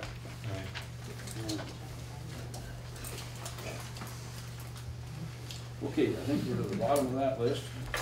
Mr. Chairman, I would ask to have directors' questions and comments at this time, because that's part of the number 12. Number 12. Okay. Over and on. I would like to submit the name of a municipal services lawyer for the board's consideration. I'm not asking that we take action on it tonight, but I have, since being made aware of Chris's resignation, spoke with him and spoke with the former general counsel for the district, Mitch Delabar. They both recommended this individual. He has a good, great deal of municipal services experience, and in both cases, Chris and Mitch recommended him very highly. I called him to see, first of all, if he would even be interested. He said he would like to discuss it with us. The name is Chuck Zimmerman. He's with Ogden, Murphy, and Wallace out of Wenatchee. So he has. Hopefully, we have somebody local. They have a system where instead of each attorney in the office having their own client, they work as a group. And he says that works out quite well, because he says my time is quite valuable. But he says I have people under me that have a great deal of knowledge and can handle the simpler tasks with regard to municipal law. And he says we bill that out at a considerably reduced rate. Again, I would like to invite him to attend a meeting and have an opportunity to have him address the board. Okay. Have a problem? That makes sense to me. Okay, I think we need to start looking at several that might be available. Okay. And likewise, have them where we can consider. And I would Be nice. really like to have somebody from Moses Lake directly here so that we're not paying an extra hour in both directions for. I would too, I just don't know whom that might be. Yeah, okay. Should we put something like an ad in the paper looking for something like that? I think we need to do it a little different. Oh my God. Chris, you got a recommendation as to how we might seek counsel Well, yeah, in a different direction? You seek out recommendations, much like One use lawyer. when I was asked and I said, well, Chuck Zimmerman would be a good one. He isn't local, but he certainly has experience. Check Craigslist. This is not something that falls under the public procurement process, normally associated with sending out. Can't go by low bid? Can't take a little bid on it? Well, you can, but you're not obligated to follow that procedure. Right. You know, as with any professional service, engineering otherwise, and including lawyers, I certainly recommend you talk to people and get recommendations. That's between now and 2 weeks is. No, I think that we've already set our agenda for the 28th. We're trying to have it accomplished by the next meeting, which will be in March, the next general meeting. And maybe by that time we can have some applications and set up an appointment for all of them that we can maybe go out and interview. But let's put our heads together between now and then, see who we might be able to come up with, and talk to some of the local ones. And if we get recommendations out of town, that's fine. We'll take them all in consideration. Another question, Kelly Ryan, iFIBER. You're having a budget meeting at the end of this month, right? Right. The budget that right now is still in question, whether it's a legal budget or not, wouldn't it be advisable, to have some attorney there helping through that process? Well, we would like to, but I don't see where we want to jump in and have. Or delay that meeting to where you can have legal counsel. Well, so you don't maybe we make can hire temporary decisions. counsel. I mean, that's possible. I'm sorry. I think honestly, we need to start working on it, and, because it's an advisory type thing, right? Am I talking on it? Talking about a study session, and so no action is taken there. Right, Okay. so it's a study session only, we're not gonna Thank change you. anything, right? Yep. All So right. then we can do the study, and then we can go to the lawyer and see if we're good or not. And I have one last question, and that is, I was told, and I just want to know if this is accurate or not, by one of our employees that you came into the office a week or two ago, late in the week, and told him to go to Spokane and buy a truck. I didn't tell him. I asked him if he could get permission from Kurt to look at a front end loader that has been presented to us, and that's one of the things I want to cover tonight. What do you mean a front end loader that's presented to us? I haven't seen any front Well, end loaders. when we surplus the equipment that we had, those particular items, we mentioned that we'd be looking for several pieces of equipment.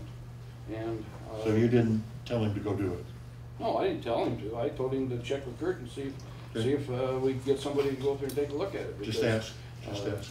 It was a county machine, turned back from the county, trade-in, I should say, a trade-in from the county, and that's very seldom that you get a machine like that, that you definitely want to have somebody go take a look at. So I did it myself, on my own bill.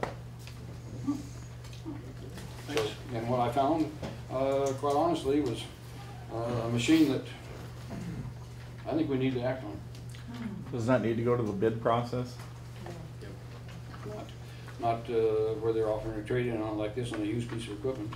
I think they bought almost every piece of it equipment still they has had. to go to the bid process. What are you talking about? You can't go just, Used equipment? yeah, you're gonna have to still, you better talk to council Kurt about it. bought almost every piece of equipment he's got. Better talk to council about it. Exactly the same direction here. The only thing, it was not on a trade-in basis. It was strictly almost brand new, but I think I'd we review will with make sure council. that we're covered here. Okay, And that's all I'm saying. we can trade. Just make sure we're not, We can trade in a piece of machinery and we can make up the difference. I have no problem with that. I'm just saying don't circumvent the Still a whole, process.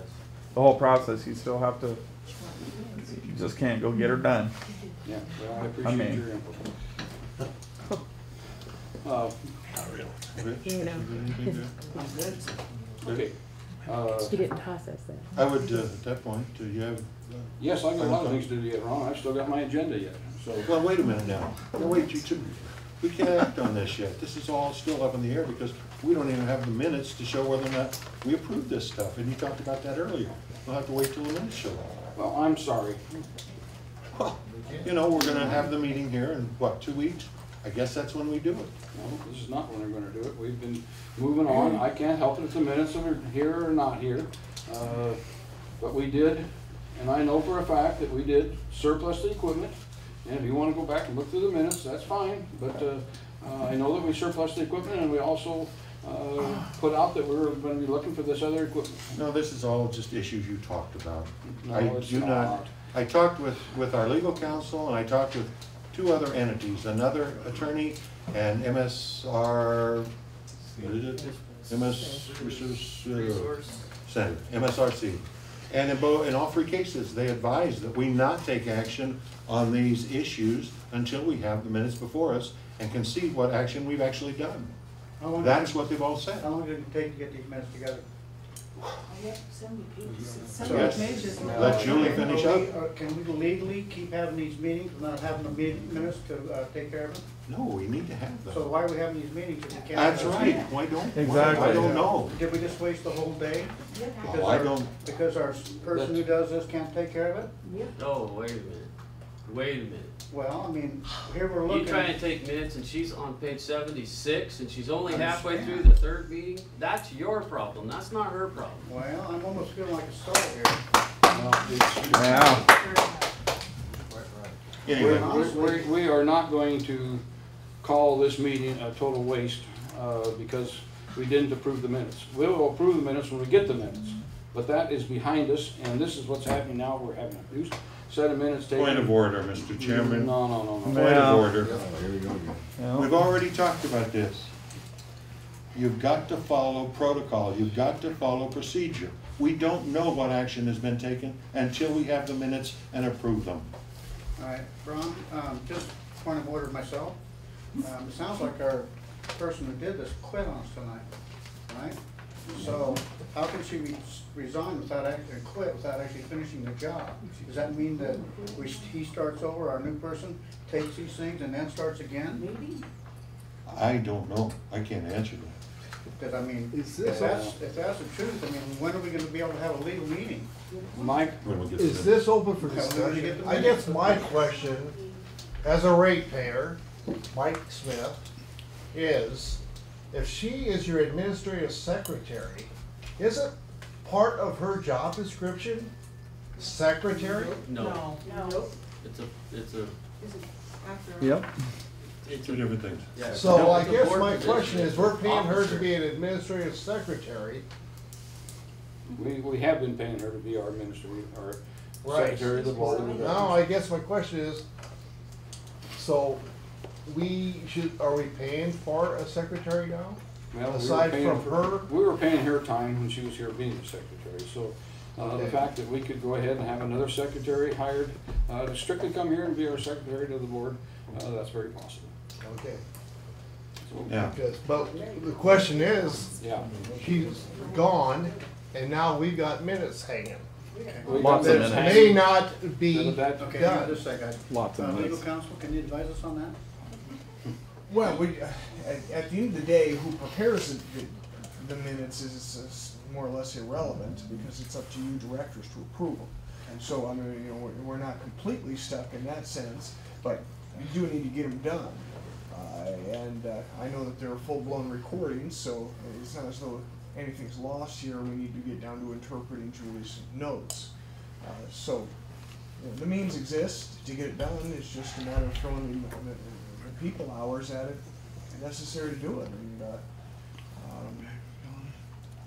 you know, as happens when we're changing people's duties, is we need to bear in mind that she was full time before we had 11-hour meetings in a month.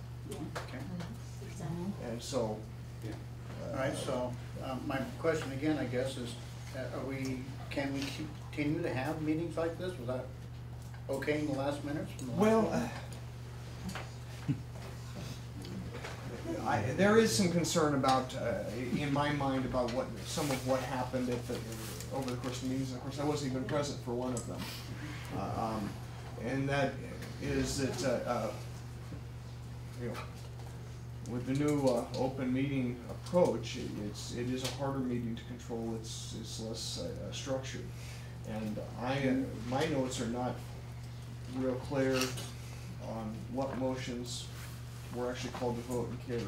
I know what motions came up, and I know that some motions were voted on, but I also, my notes reflected all of them weren't voted on. And so, until those minutes are done, frankly, I'm not in a position to be able to tell you what has already been approved or not. Well, Bill? Did I understand she resigned as secretary to the board, but still not from her other stuff? Right. So I guess the question to Kurt is she gonna finish those minutes? I mean, it would That's seem my question. logical that she should. Well, if I understood the letter correctly, she talked about still having to cross-network, and so when she used the term that she still has to do that, gave me the impression that she would complete them. She's professional enough, I would guess, that she's gonna complete what she started. You're the, Yeah. you're the manager, you should know yes or no she's gonna do them. Well, You make the job assignment. I can direct her, yes, but I don't think I'm gonna have to. Well, I'm gonna continue on, whether we approve the minutes or not, under the understanding of what we feel that we've made motions, and if we haven't made the motion, then we're gonna have to take a look at it then and see if we want to make a motion at that time. But Can we take a 10-minute break there, a 5-minute break? I'm going to appeal the ruling of the chair. Ron? Okay. Yeah. Because we're done. I mean, we're off air, so I just want a few minutes to clear out. Well, we hope. Here.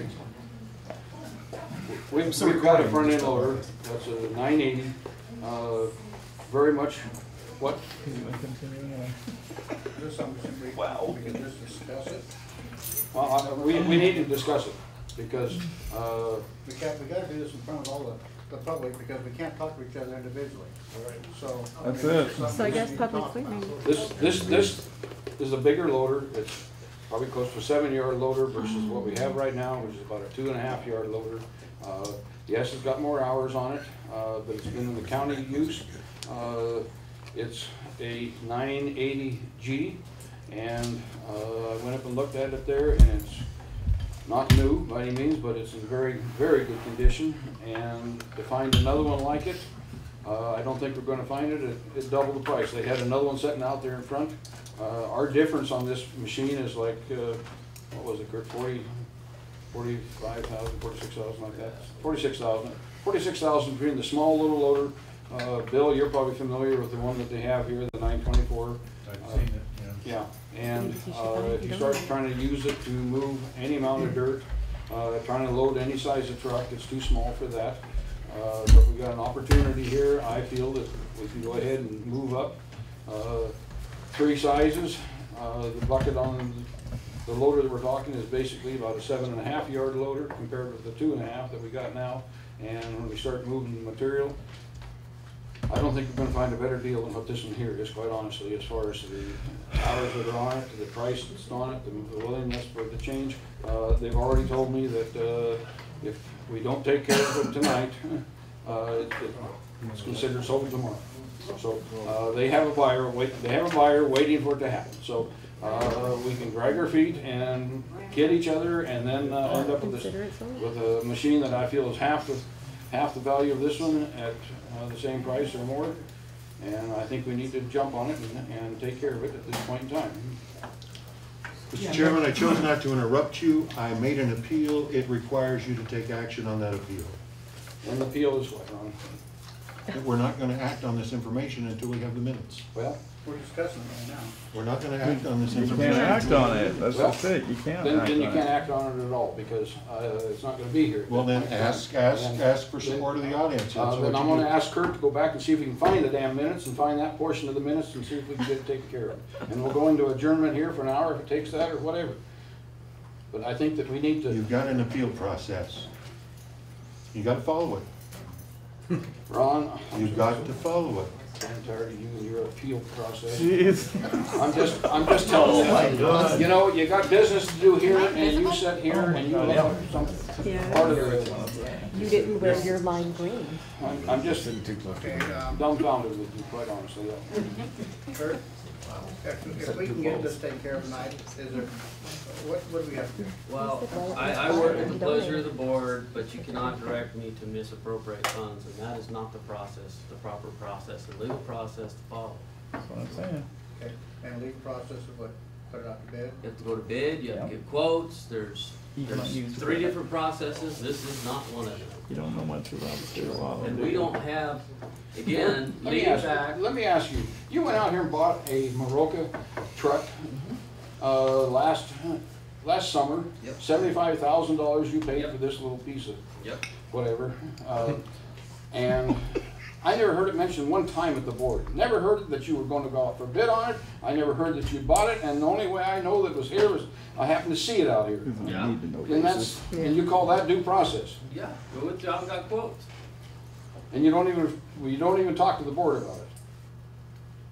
It was approved in a budget for trucks and Not equipment. Not that amount, it wasn't. Oh, yeah, it was.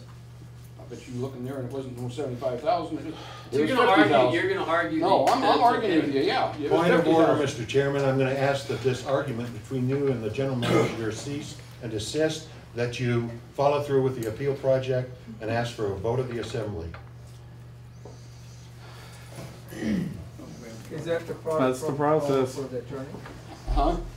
Have you asked Chris Reese if that's? Kurt, can we stack an assembly like this and then call for a vote every time we turn around and we don't like something?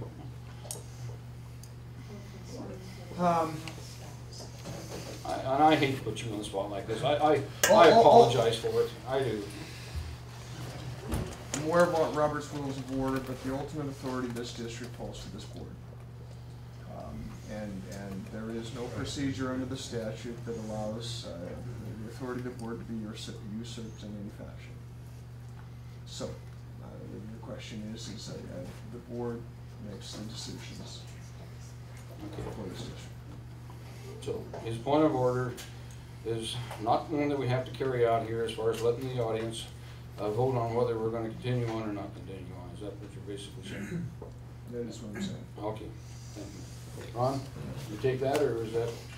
Well, I disagree because I don't feel that we're following protocol, and we are supposed to follow both Roberts and our governance policy.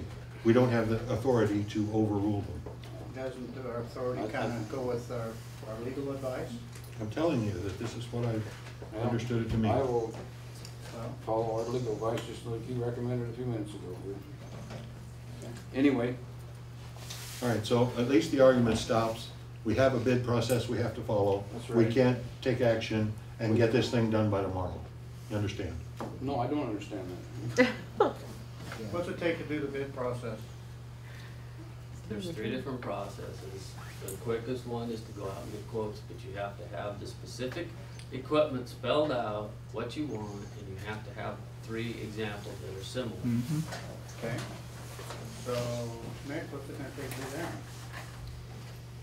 Well, Is that stuff online where you can access I've it real quick? got equipment pictures here, and I can show them all to you here, and you can take them as prices that you compare it with. You have to have a quote from somebody selling No, the equipment. they will sell it for that. The issue is, unfortunately, this district and no municipality is as agile in business or acquisitions as a private company or an individual. Not intended to be. That's the protections that are put in place. And so the downside is that sometimes opportunities are missed. Hopefully that won't be the case here, but I strongly recommend that the procedures that are required by statute that have been followed traditionally be followed.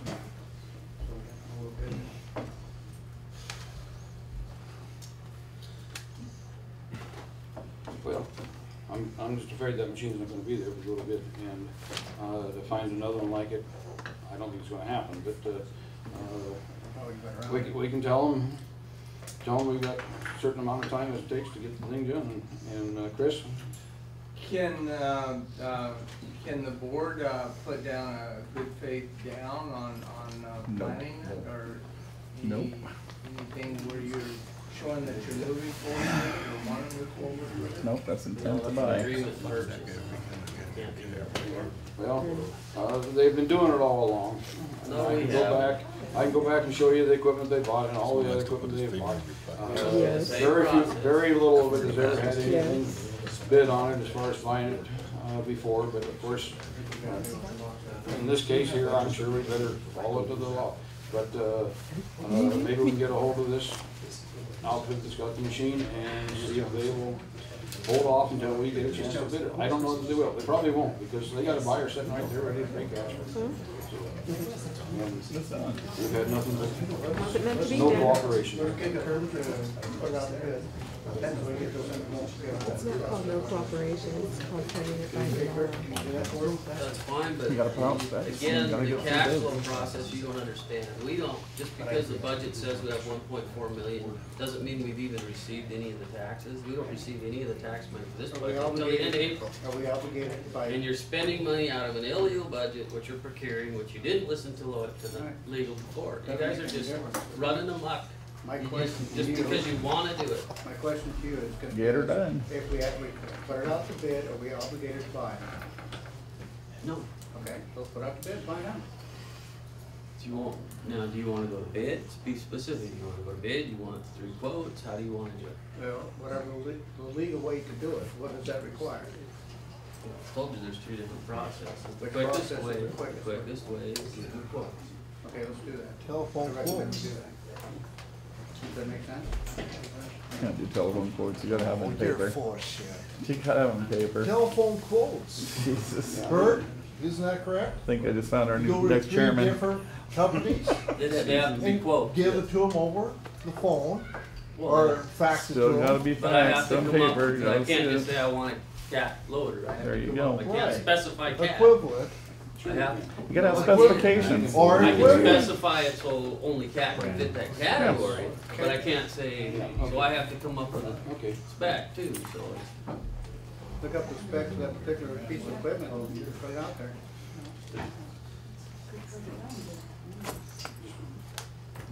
Okay, You know the direction of the board.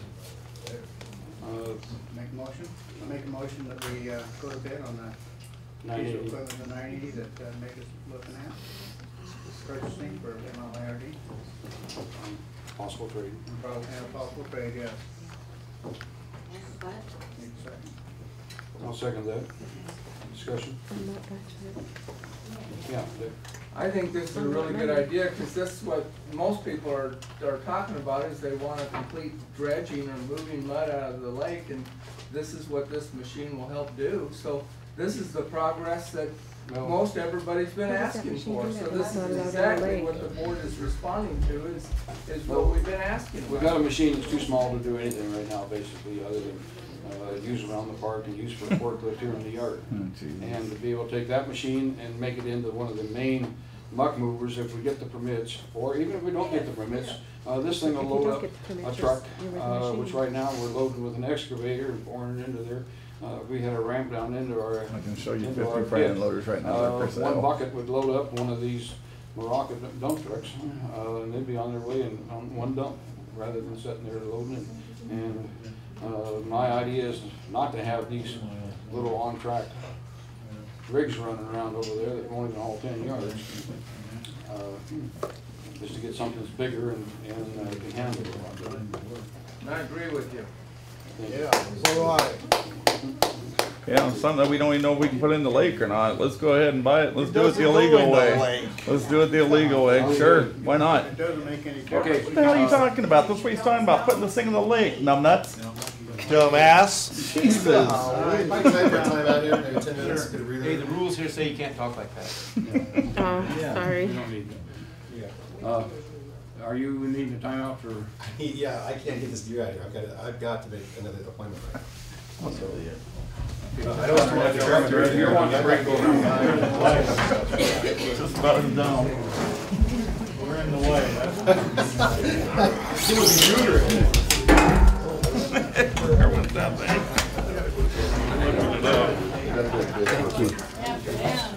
Let's give him a hand. cancel all their actions. Oh, man, I know it, it's killing me.